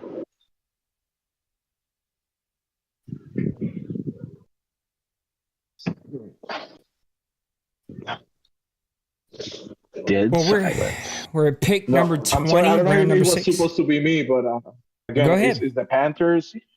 Washington Commanders have been doing really great as well. Mhm. Packers were doing, but I haven't heard too much from.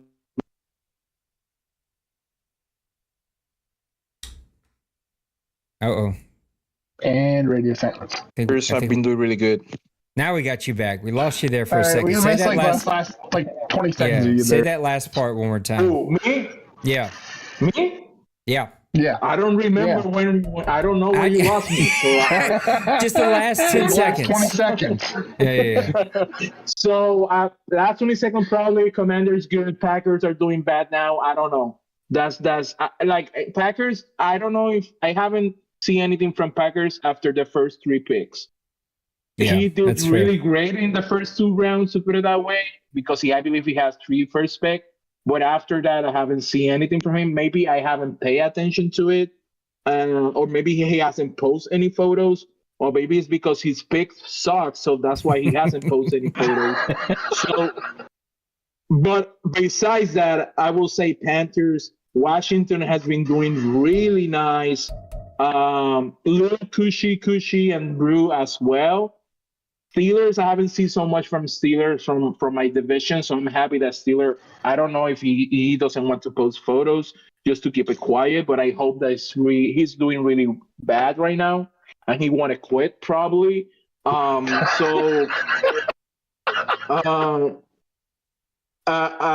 think it has been a really good draft for some teams that really actually need it, and teams that really actually need it. Probably the Mountains. Mountains is how you say it? Yeah. Mountains? I don't know. The people they're from Canada or no. They actually need it. But I haven't. It's just that team is so difficult to understand. Like I don't know exactly what he wants to do. So I don't know if he's having a great draft or not. So yeah, those were my 20 seconds when I cut off. Yeah. We got to also talk about, and Roger said it in chat, the Giants. I mean, he got a franchise quarterback in the 4th round or whatever that was, and it's got some real decisions now to go make.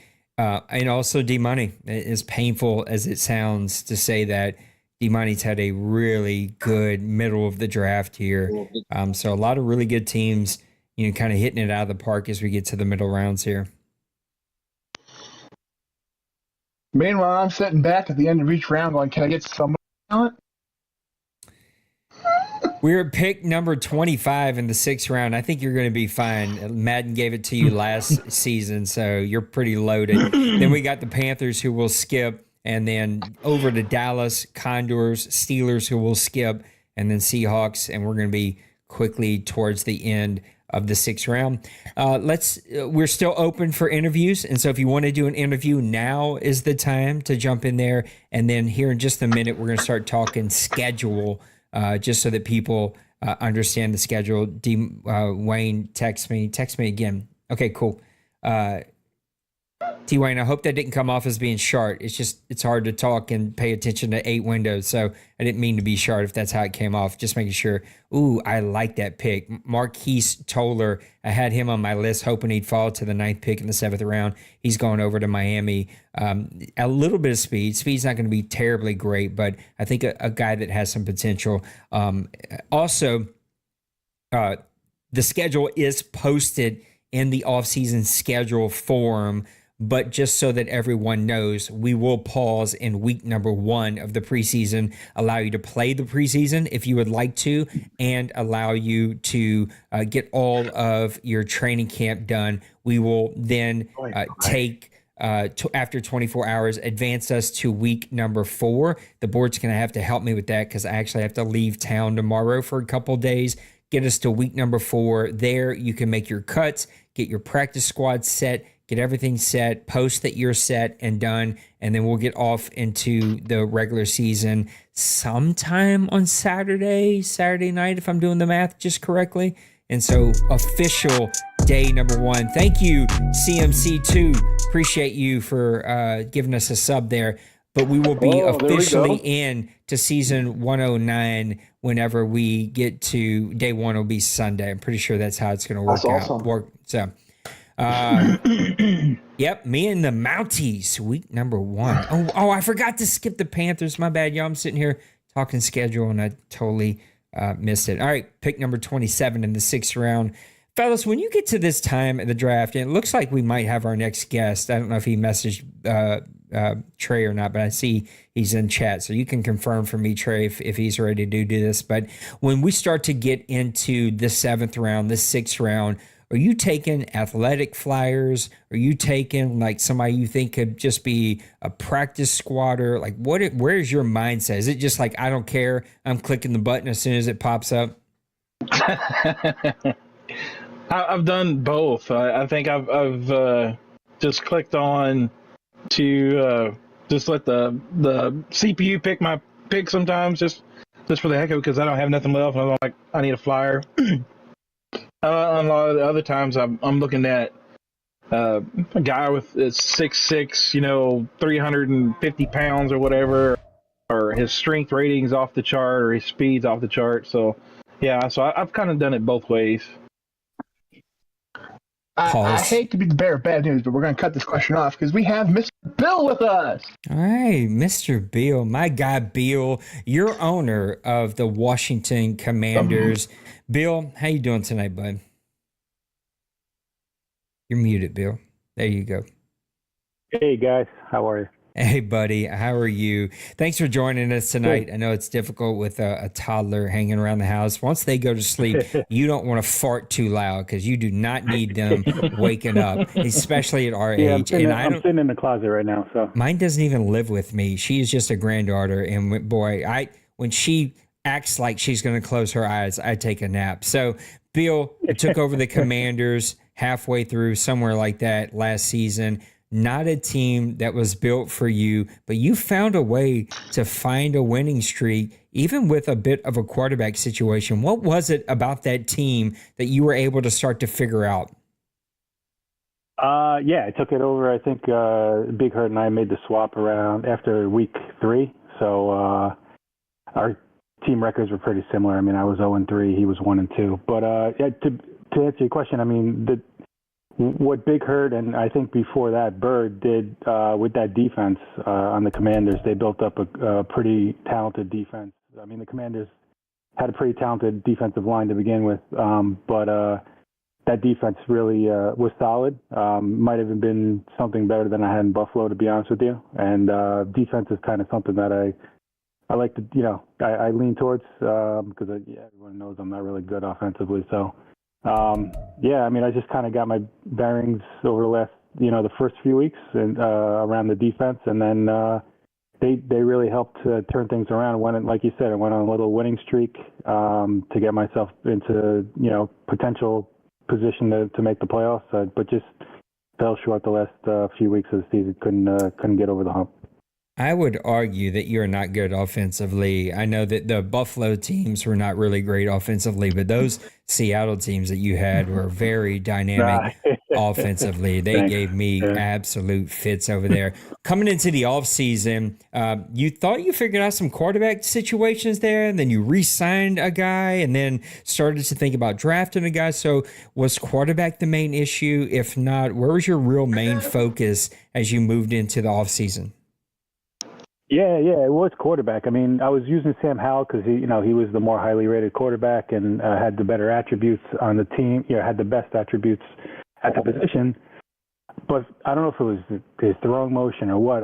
I wasn't able to get comfortable with him. I signed Jordan Love kind of like middle of the season, just as a backup, and then just in case kind of situation. And I said, I think it was the second to last game of the season. I was like, you know what? Let me just throw Love in there, see if he has anything. Like, because Howell wanted to resign for, I don't know, $40 million a year or something to that effect. I didn't have the cap room because Big Hurt and I switched.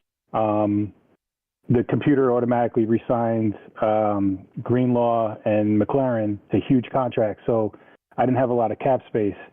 And, so I tried out Love, and I was, I had some pretty good success with him the last 2 weeks of the season, and he was only like, I don't know, $12 million a year to resign. So I was like, all right, let me resign Love, and I'll go forward with him. He's a game manager, he won't kill me at quarterback, and then I'll rely on my run game. But then going through the draft process and stuff like that, looking at the rookies, and I'm like, you know what, I may have a chance at one of these top quarterbacks. So, knowing that, next cycle, next Madden, I know the Commanders, I think they're sitting at 2 in this draft, NFL draft. They're definitely taking quarterback. So I'm probably not going to take a quarterback with me as an import. But I said, you know what? Let me take a flyer. Let me take one of these highly rated quarterbacks. So that's where I went with 7. And 7, I got that pick by making a trade with Sniper over in New England. I couldn't re-sign defensive tackle Allen, and Sniper needed some help on defense. So we made that trade kind of mid-season, right before the trade deadline. So that's where I got the 7th pick from.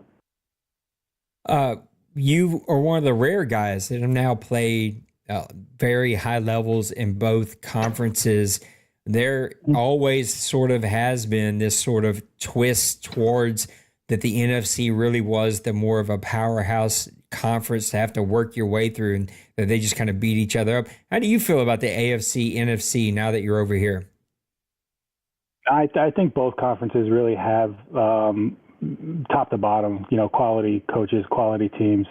They're both very difficult. You look at the AFC, and I know I'm going to leave some names out, but just in my, I was competing against Kobe and Massimo, and even lost early on in the cycle. It was a very difficult opponent. You have Denbrew and Lil Koch and Cincy Berg, and then... Yo, don't forget about me. You said 3 of the North, but you're missing you and I, we haven't played very much, which is strange. Oh, that's true. I feel like we haven't, but you're right. Yeah, when you're locked in, you're very good. No, I mean, and obviously the guys out in the West and the guys in the South, everyone's tough. And you come back to the NFC. I mean, obviously you think D Money, D Wayne, Dakota. I mean, I'm in the conference. I'm in the same division now with Dakota. I can barely ever beat the guy. I mean, he just has my number or whatever. But, and then you got Trey over in the North. And then in the West, you also have Meek, who's, stout, and Joker stout. I mean, both conferences have great coaches up and down, and they're both very difficult, in my opinion. Fellas, what do we got for our guy, Bill? All right, Bill, this is Maniac. Hey. Looking at both divisions that you played, what would you look at to be like your number one rivalry between both leagues, or maybe you had one over in the AFC and one in the NFC? What would that be? Well, I'd say I guess I have to, no disrespect to Massimo, but I think Kobe. I mean, Kobe is just he's just so tough to play against. And I think one season I may have was able to get 2 wins against him, and I'm sure I think they were fluke wins, to be honest with you. I just think he had a down year, and I got lucky.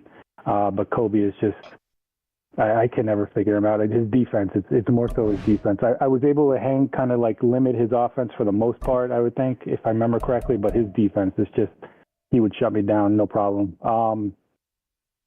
And in the NFC, I mean, I have to say, I don't know if I have a rival just because I'm just got back over to the NFC, but I mean, anybody in my division. I mean, Colin, Twinkie, I think I played him twice, and they were both tough games. Colin and I always have tough games. I mean, Dakota, like I mentioned, he has my number. I mean, I think I've beaten him once or twice in the dozen times I've played him. So, but yeah, I think that's it. I mean. All right, man. That's looking at some of the changes from last season to this season. Mm-hmm. What are you looking at being the big change that's going to help you get over the hump possibly this season? Was it somebody that you brought in from free agency, or one of these draft picks that you just got? What's your anticipation on one of these guys that you brought into your team? Yeah, free agency, I didn't make any big moves. I mean, I was just getting back from vacation, but I knew free agency, it was really just going to be backfilling some backups and whatnot. I didn't have a ton of money. Really, it's the draft, right? I mean, I went, quarterback at 7, who's most likely going to be my starter. I mean, I can't draft a guy at 7 and not start him, right? So he's going to be my starter, and the rookie quarterback is starter. And then I took the guy, Shady Cheevers, the running back at 17. He's most likely going to, great name. He's most likely going to be starter out of the box, out of the gate also. And also I made a trade with Denver to bring over T. Higgins as my number 2, number 3 kind of guy. Yeah, I mean, I had McLaurin and Dotson last year with Samuel as my slot, but I feel like Dotson is a much better slot wide receiver. So I brought T. Higgins in to play on opposite of McLaurin, and he doesn't have the same speed or whatnot. I think he's an 89, but he's got size. He's got really good route running skills, really great catching traffic and catching skills. So. I'm really hoping to lean on those guys. And then also, I think Mason Crowder, who's the tight end, I think Bird brought him over as an import. That guy's a stud, and he's an X-factor tight end, I believe. Doesn't have a ton of speed. I mean, he's about 85 speed, but runs great routes and is a solid blocker. So, again, I'm not the best on offense, but I'm just hoping to keep things balanced. And then again, just letting my defense do their thing. The defense, really, I didn't lose anybody on defense, really, for the most part. I had 4 solid corners. One guy I knew wasn't going to resign with me. He was like my nickelback. So I traded him off to Kansas City for a second this past offseason. So that's really the only guy I lost. But I mean, I still have 3 solid corners. My safeties are real deep and good, and linebackers are solid, and defensive line is solid. So I'm going to lean on my defense again. It's pretty much what I do every year. It's your pick, Mr. Bill. I'm So sorry to interrupt, but I think it's Bill pick. I mean, it's 7 rounds, so I don't know if he wants to do something. Yeah, I don't know if he wants to give you a pause or not. Yeah, thank you. Well, that's it for me. I'll pass it to Trey or somebody else. But yeah, thanks a lot, man. Thanks, man. Next. Oh, it's me. Bill, I'm happy that you jumped in the call. Just first of all, I want to say that you're one of my favorite owners because of your sarcasm and stuff like that. But I just want to ask you. First of all, New York lost yesterday by like 20 points. So that's kind of bad for the New York Knicks. They were missing 4 of their starters. Come on now. I'll still take it because my Pelicans beat them. So with this new move to the Washington Commanders, now being a full season. I know that you started 1-3 or 1-2, but the season already started. Have you made any big changes during this off season to have a little bit more of your game plan per se, or moving to a new team, you didn't have to change so much for your game plan? I know that you said that your offensive side you don't do so good, but that's a lie. You do good. I think you're being humble on that. Something that Trey probably has to learn. But I'm joking, Trey. I'm joking. Golly, Bullets alive tonight. Trey, I'm joking. But no, there's something different that you think you have to do with this new team, or do you think it's basically the same team besides being a really good defensive team on the Commander side? I don't know if I explained my question. I said too much. No, you did. Yeah. No, I think one thing I definitely want to try this season is be a little bit more diverse and open up the offense a little bit more. I think I want to try to run more 3 and 4 wide sets, not abuse them, but just run them a little bit more. I feel like I get to, 12 personnel or, 2 tight ends, one running back, and then I don't really go like 3 or 4 wide very often in like non-passing down, non-third and long or something like that. I want to be like, I just want to open things up a little bit more. And I think, having now T. Higgins on the, getting T. Higgins over from the Bengals, we appreciate you. 3 solid wide receivers, allows me to do that. And I still have Curtis Samuel as like my 4th wide receiver if I decide to keep him, who's not a bad 4th wide receiver, even though he's getting a little long in the tooth. But just trying to, I always just I tell myself this every offseason, but try to mix things up a little bit more on offense. Don't be so predictable. Don't always run on first down, pass on first down, run on 3rd and long. Just try to change things up to keep my opponent, off balance. Awesome. So I wish you the best. I know that you're against one of the big guys here, Dwayne, but so does is Colin and Twinkie. So you still move from a really difficult division to another division that is probably even harder, maybe. But it's a fun one. They are. So I wish you the best, though. I wish that you can get the division and change things up. Thanks, man. Appreciate it. You know who else is diverse, and that's Nipples and the women that he serves. Trey, what do you got for Mr. Bill? Jeez Louise. I've only got one question. Yes, sir. Who do you think, if you're going into a race for the wild card and can't dethrone Wayne from the division, who do you think is going to be your biggest competition in that race for those 3 spots? That's a tough one. I mean, let's see. Well, just looking at the North, I mean, I think you still have the North locked up, but I think why am I blanking? Mike Fleury, the new Vikings owner. I think he's going to be a solid addition to the league, and from everything I've heard, very good owner, very good coach. We need it, Bill. Like, we need the Vikings winning. We have not had a winning Vikings team since Maniac had kind of started to finally rebuild that team, and then he deuced out. Like, literally, it has been a long time since the Vikings have won in this league, and we need a winning team. Yeah, no, definitely. Any of the guys in the NFC South that are not leading the division, I mean, you know, with Nate, Maniac, Kevin, and Bird, of course. I mean, those are 4, you know, really good teams, good coaches right there. 4 is the amount of games I've won this entire Madden cycle. So easy with throwing my name out there, okay? Yeah. Well, all right. The West, I mean, the West, you got Joe. You set me up for that. Let's cut it out. The West, you got Joker. I mean, you got D Money when he's locked in, when he's doesn't have stuff going on. Meek, obviously, and Shiloh. I believe it or not. I mean, I was in a league with Shiloh Bed 15 years ago in some Operation Sports League. And he's still chugging along and solid. Yeah.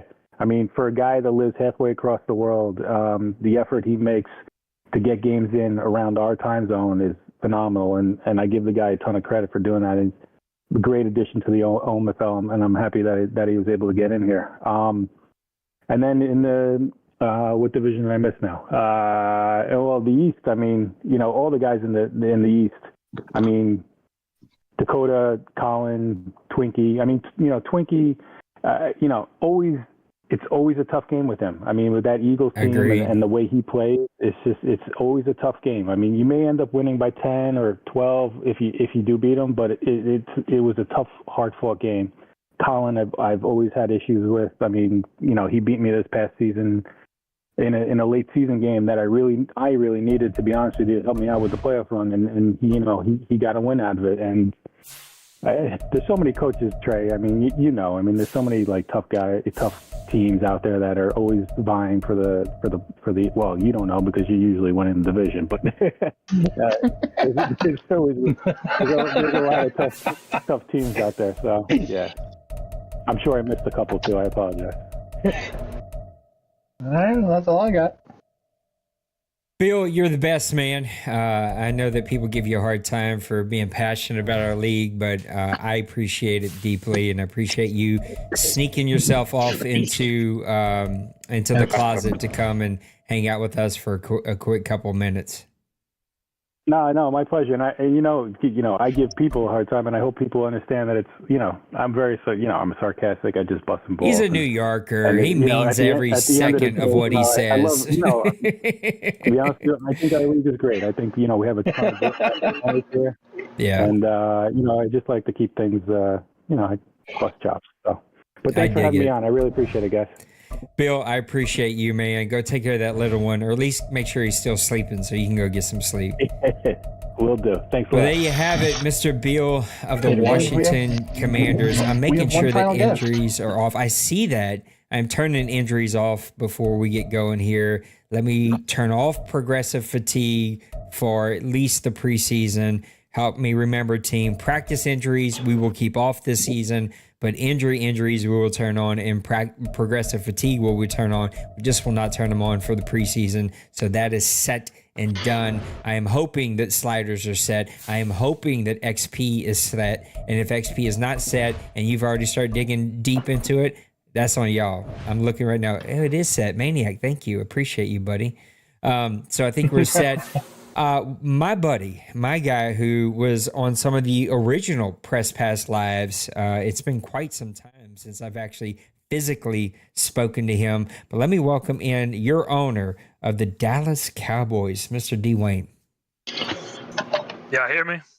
We hear you loud and clear. That Arkansas accent gets my nipples hard, Mr. Nipples. D. Wayne, you and I talk about it all the time, man. It's been quite a couple of seasons since we've seen the Dallas Cowboys donning the big blue star in the OMFL Bowl game. Man, talk about last season. You were right there, come up just a bit short. What was that team lacking last season? It was a good run. I had a mid-season kind of. It wasn't even a stumble. I just ran into a buzzsaw with Kevin and Trey, and kind of got it stabled and was running the ball real well, and then ran into Maniac in the playoffs, and he played me about as tough as I could have expected him to play. I mean, he really took away a lot of the stuff I wanted to do, and if his quarterback plays better, then he's the one going to the divisional round instead of me. And then I just ran into Meek, and I had no answer. I haven't said that about a lot of games here, but I had no answer for how well he was playing. And on top of that, what surprised me is how well Trey played him the next round, which was just shocking. And that's not a shot at Trey. That's just a shot at how well Meek had played me. I just couldn't believe that he lost that next round the way he did. Dallas Cowboys' main focus coming into this offseason was what? Trying to hold the ship together for one more season. The Cowboys, as Maniac as a Cowboys fan knows, they're just getting more and more expensive. The offensive line finally fell apart. Zach Martin retired 2 seasons ago. Tyron Smith retired this season. So it's like a whole new offensive line. Just trying to hold stuff together, trying to solidify my run defense too. That's one reason I traded for the defensive end from the Packers. Lucas, going to really transition him from kind of a tweener. Yeah, Van Ness, it's kind of a tweener defensive end to more of like a run-stopping linebacker for me. I feel like as long as I can stop the run, I can stay in games. But Trey and Kevin both kind of ran into that with me. If they kind of get me on my back heels and I cannot run the ball, and you force Justin Fields, he had a good season last year, nowhere near a lot of these top quarterbacks here, but he threw for 29 touchdowns and 6 picks last season. As long as I can manage, don't have to force stuff with him, I feel like I can win games. But if you put me on my back foot and make me try to be a passer like a Trey, like a Meek or somebody like that, or a Kobe, I can't win like that, not consistently. What was the draw for Fields? Why go out there and make a deal to bring him into Dallas? Well, for one, Dak's too expensive. As a lot of these guys have seen, the quarterback market is outrageous in Madden. And to build teams the way we do, you just can't afford to, most teams can't afford to drop $40 or $50 million on a quarterback. And the Cowboys have too many guys that have to get paid. And I knew Fields. I kind of looked ahead and seen that Fields was going to ask. If I didn't try to build him, I just neglected him until his contract time came up and didn't try to build him at all. And his contract stayed in that $20 to $25 million a year range. So I knew I wasn't going to have a superstar quarterback, but I mean, I've always been able to have success, or at least do enough with a quarterback that wasn't the top end guy. And he's fast, and I didn't scramble with him really as much last season as I did the season before. It's just so high risk, high reward. If he runs, it's a 50-50 chance when he gets hit if the ball's going to come out. So I did kind of settle in and try to make him more of a pocket passer. And it was good results. If I'm running the ball well, I can pass off the run real well. But as Meek seen the playoffs, as Trey seen last season, and then Kevin, my worst game, I know I got blew out by Meek in the playoffs, but Kevin might have been my worst game I played all last season, and he just got me on my back foot all game, and I can't pass the way a lot of guys pass here, and it really showed when you drop down 2 or 3 scores and kind of have to abandon the run. We're out here playing checkers. My guy Wayne is playing chess. I'm not going to develop this guy until I get his contract low. Then I'll worry about it. Listen, I watched D. Wayne win with a 67 overall quarterback that he got like as an undrafted free agent one year and built that guy up to be a Pro Bowler. So I know that he could do it. Guys, what do you have for D. Wayne? I'll go Wayne is Maniac. I know we had a great game in the playoffs, man, and you're talking about the game plan, man. I went and I was like, I got to shut down your run. I got to limit your run as much as possible.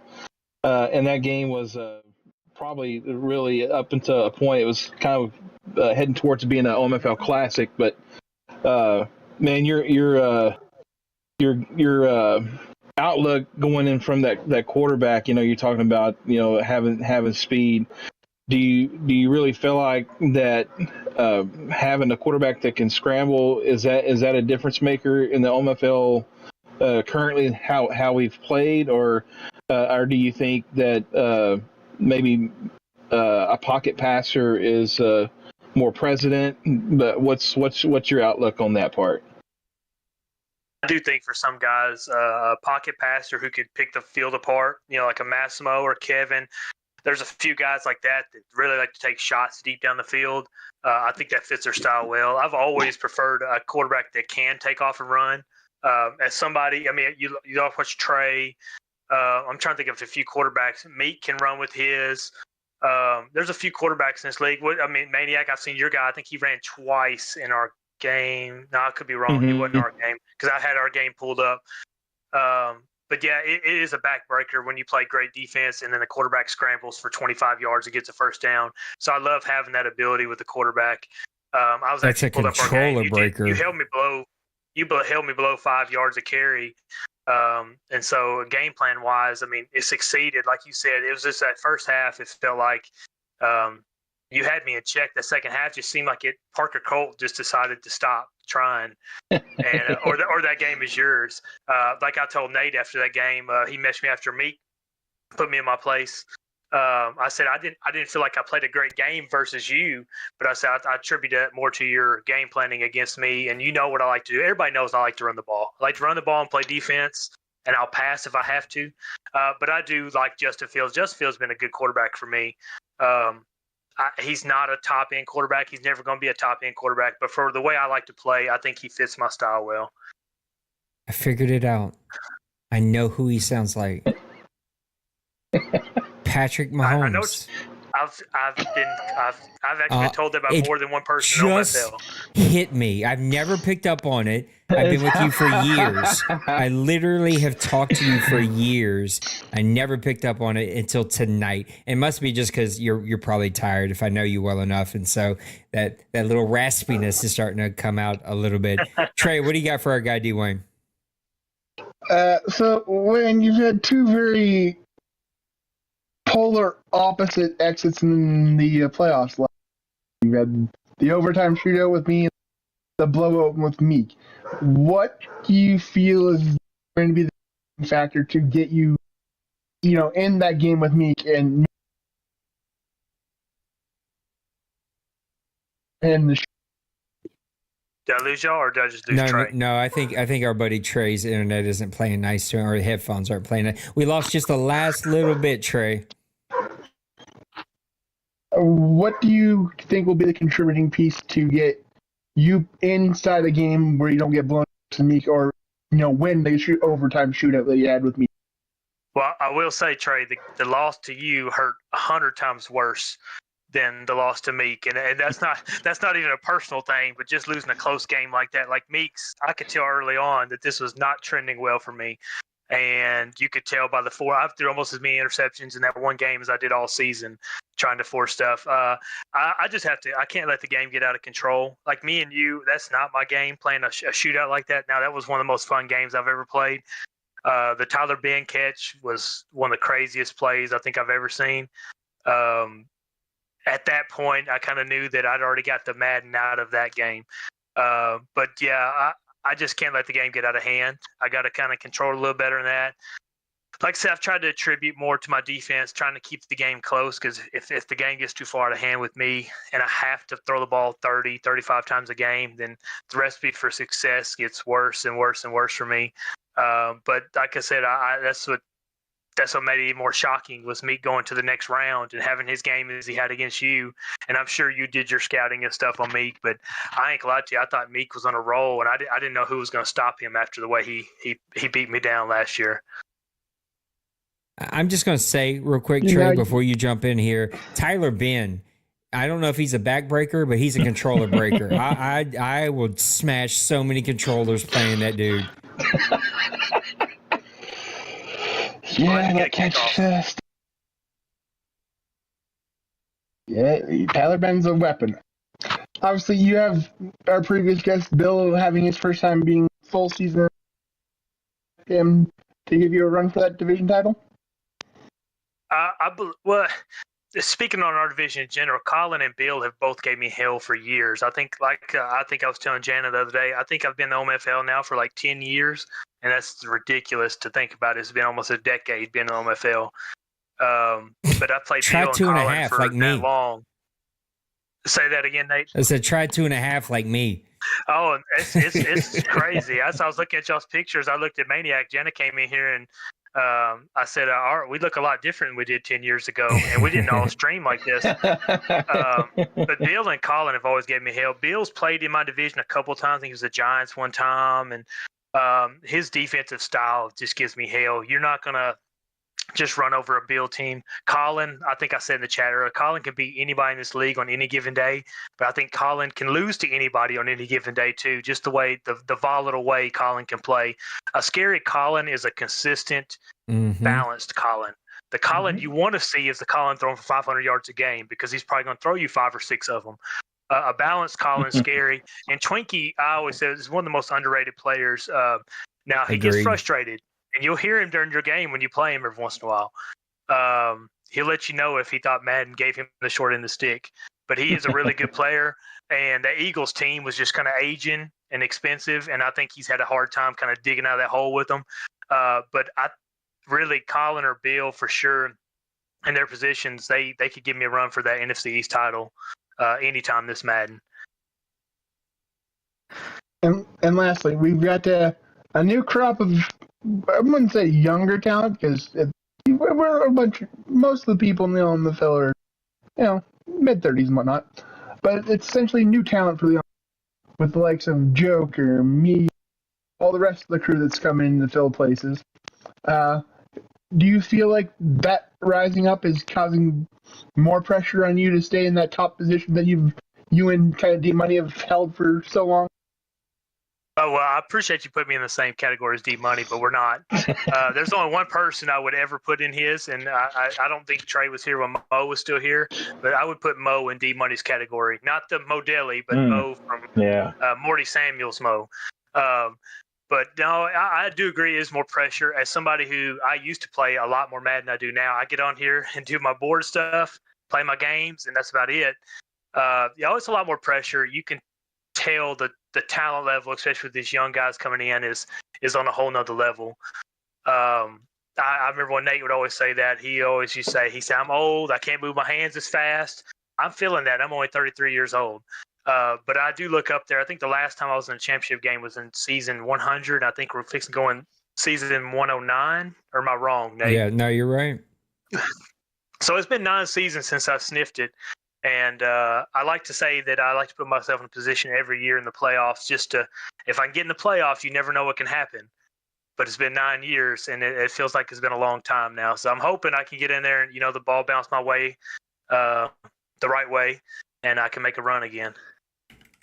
Well, you know who doesn't take 9 seasons to sniff it? It's Mr. Nipples. I don't know if he's falling asleep. I don't know if he's taking some coffee. Like, Nips, are you with us still? No, I'm being honest. I was almost the other way already. It's like my 5th, 6th drink, so I'm already almost done for the day. But hey, again, how are you, brother? Did you say you love me, Nip? No. I just saying, how are you, man? I'm sorry. Well, I love you too. I'm good. I'm on my 5th or 6th drink as well. I go on nights for the next 5 nights after tonight, so I was having a few drinks tonight. But I'm good. I'm good. It's been a day. So I don't have too many questions, to be honest. It's just that Dwayne is I mean, he's a great dude. He's a great owner. I think I know that people say D-Money is in Mo, but I still think that Dwayne is top 1 owner, and probably it's not because he's here. It's just that he's different player, and when I say a different player, when you watch the gameplays or the game plan, is maybe he's the same rushing, yeah, because I learned from Dwayne how to rush, but he's not so cheesy. I'm so sorry that I say that. Maybe other owners are, and Dwayne is not that guy. So that's what I put Dwayne in like the top 1. Yeah, without saying that, Wayne, even though you haven't made it to the bowl in a long time. I don't know when was the last time that you make it to the bowl. Last cycle? It was last cycle? It was season 100, which I think is the beginning of last cycle or the very end of the cycle before that. Oh, wow. Do you think that you have to, what do you think you're doing wrong not to make it? If it's the new breed of new owners like Trey, I don't know who else is in the NFC that is kind of new. It is something that is new, the new breed, or you're getting old as everyone else, or what do you think is going on over there? Well, my mentality used to be, even if you knew what I was going to do, you couldn't stop it. Run the ball. I was like a fake D-Money. You know what D-Money is going to do, but you just can't stop it. That's the way mentality I always had. Exactly. I wanted to play good defense. I wanted to run the ball. And when you put guys in the box, I was going to pass on you. But a lot of these guys are too smart for that now, and they can cover a lot more bases. And I just got to add a little more variety to it. I've tried. I think Bill said it earlier. I try not to be predictable. I don't want to run every first down because I can tell you a Madden or 2 ago, every first down I was going to go single back. 12 personnel, and I was going to run the ball, and I was just hoping you can stop it. So these new guys, they add a little more variation. They're a lot more creative than I am, and which is good for the league. With a lot, it's just the different personalities and different gameplays we have now. I think is healthy. But yeah, I just got to add a little more kick to it, or just hope they can't stop the run. I can still call those second and long plays for you, though. I know what's coming there. What was that, Nate? I said I can still call his second and long plays because I know exactly what's coming there. Yeah, that's where you're going to run. You're going to get that shotgun run right up the colon. That halfback draw is deadly, even when you know it's coming. Yeah, it is. One of my last questions. I know that you said about that contract. Are you planning to have like a quarterback import for next season? Because Dak's probably is gonna. I mean, he did good this season. I don't know how he's gonna be rated for Madden, the new Madden, but his contract is gonna be really bad. Probably he deserves it. I think he doesn't deserve it anyways. Are you planning to do? I mean, it's too early, but we have like 2 seasons probably max. Do you think you're gonna do something import-wise as quarterback since you're doing so good with Phil, even though he's a low-rated quarterback? Probably you can, save a lot of money if you do a quarterback import for Madden 26, 25. I don't know which Madden is the next one. I'm sorry. No, I agree. It's something to think about. I think Dak is fixing to sign a stupid money contract just because the way the money is in the NFL. He's fixing to get a stupid contract. I probably messed up by not bringing the quarterback over that Nate was referring to earlier. And instead I took Maxwell Bass, who this is my 3rd Madden with him, and he's played really good at tight end. But yeah, that quarterback contract is such a killer. And some of these guys can do it. I feel like I need more pieces around my guy rather than a star quarterback. So I probably will start shopping for a quarterback at least to consider, because I don't know if anybody's going to trade me a young guy like I did with Fields and Big Hurt on his way out of Chicago. Well, Awesome. fellas, So I wish you the best in this new season, and yeah. All right, I'll see you in Austin here pretty soon. Oh yeah, the Baltimore is Maniac. Baltimore is gonna play at Dallas next season. So if you want to go, let me know. And at Houston as well. No, I'm all gonna right, go man. to both games. So you're in Texas, so just let me know. I'm gonna fly into those games. I'm Dwayne, pretty also let me sure. know. I'm pretty Tickets sure are gonna be cheap. Colin. I'm not gonna pay high tickets. We're gonna go all the way up. Well, it's gonna be fun. I'm pretty sure Nipples and Pepper and a couple other people have been to my city for a Saints game, and my phone ain't rang at all. So I'm going to start taking this stuff real personal. Dwayne, I love you. You've been with me a long time. I appreciate you, and thanks for taking some time to come be on the show tonight, bud. All right, y'all have a good night. There we have it, Mr. Yeah, well, Dwayne You too, man. of the Dallas Cowboys. You know that the Madden gods have shined down on you, and you have to play Dwayne after at least 2 or 3 drinks minimum. It's still tough, but it's not quite as tough when he's stone cold sober. So the only 2 victories I have over him is when Jana is feeding him adult beverages, and I can kind of sneak past him a little bit. Fellas, we're going to do one final thought, and then I'm going to close out with a schedule. Thank you all 3 for joining me tonight. Nipples, I know that you're fighting the heavy sleep, so you're going to get to go first. Give me one final thought. No, I just want to say thank you to everyone who joined the NFL draft. It was really fun. It was a good draft. I'm really happy that we started on the second draft so we can get done this early. It's 10 p.m. on my end, see it's Central Time. So I was done already by 9:30. I was almost giving up. Yeah, I just want to say thank you to everyone. It's going to be a great season. I'm going to try new things thanks to Trey, not in a bad way. But I'm gonna try a lot of the read options. So just FYI. No. I'm saying this in a good way. Watching Trey, because I did watch a couple games of Trey, and I learned from him. There's a lot of good things that I usually didn't thought that it was going to be good in this Madden, like read options. I have a running quarterback, so I haven't never used a running quarterback, and he showed me that it's possible. Without breaking FPR, without breaking whatever. So I'm gonna try new things. I know that I said last season that I was going to use D-line, but I just cannot see myself doing it. Thank you for banning the DT user. But it's gonna be a great season. My schedule is really bad.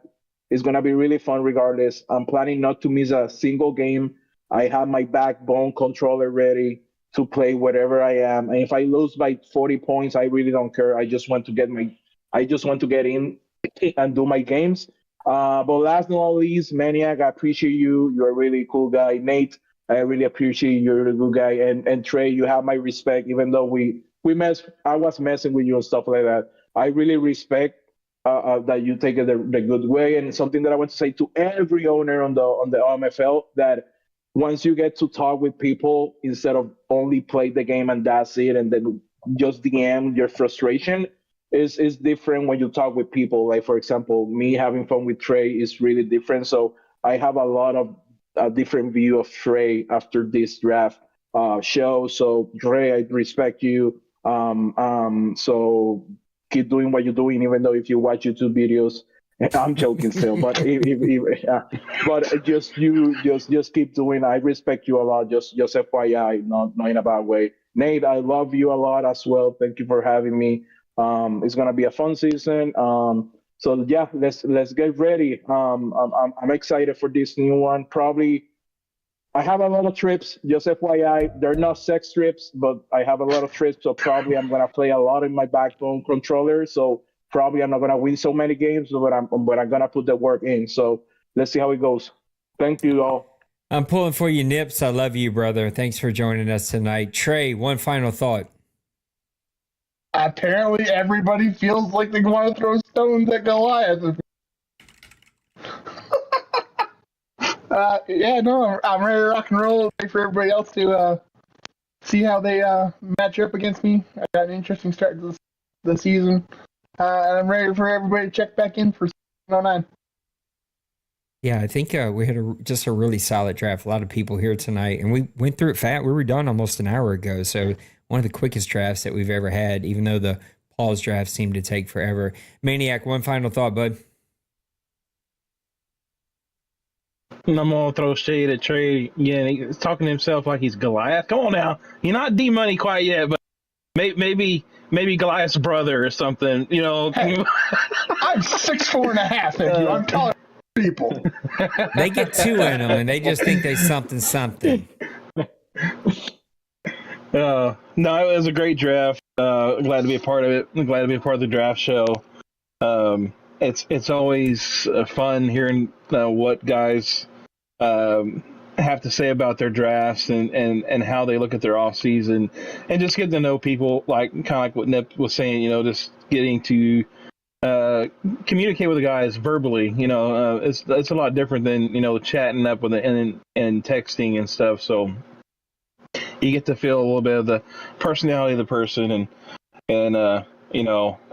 but this draft went well, even though for us having the 60 hours of the pause draft or whatever it was, 48 hours, 60 hours, but it all worked out, and I think it helped out in the end to keep this a little bit more short, except for long-winded people like myself. So looking forward to the rest of the season. No, it was a ton of fun. I had a blast tonight. So here's the schedule. Let me get over here to the game scene.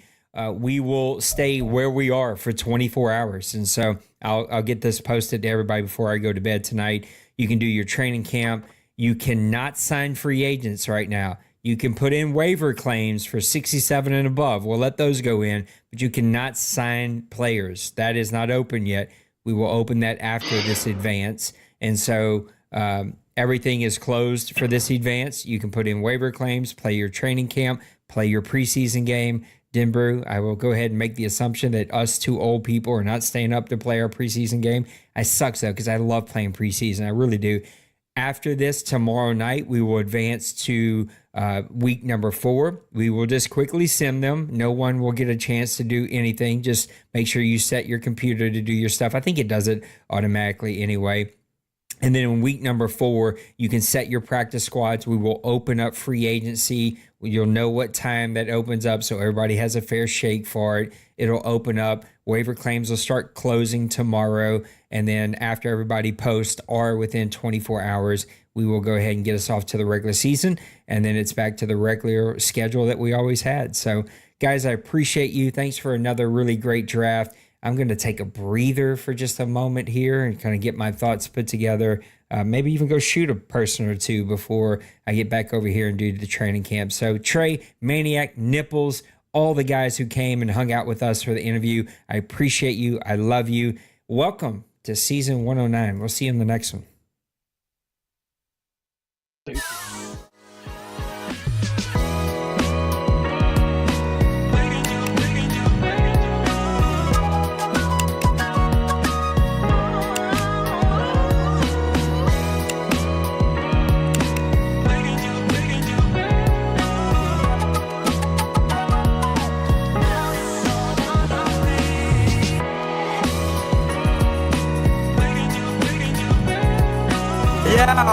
Smash that like and subscribe.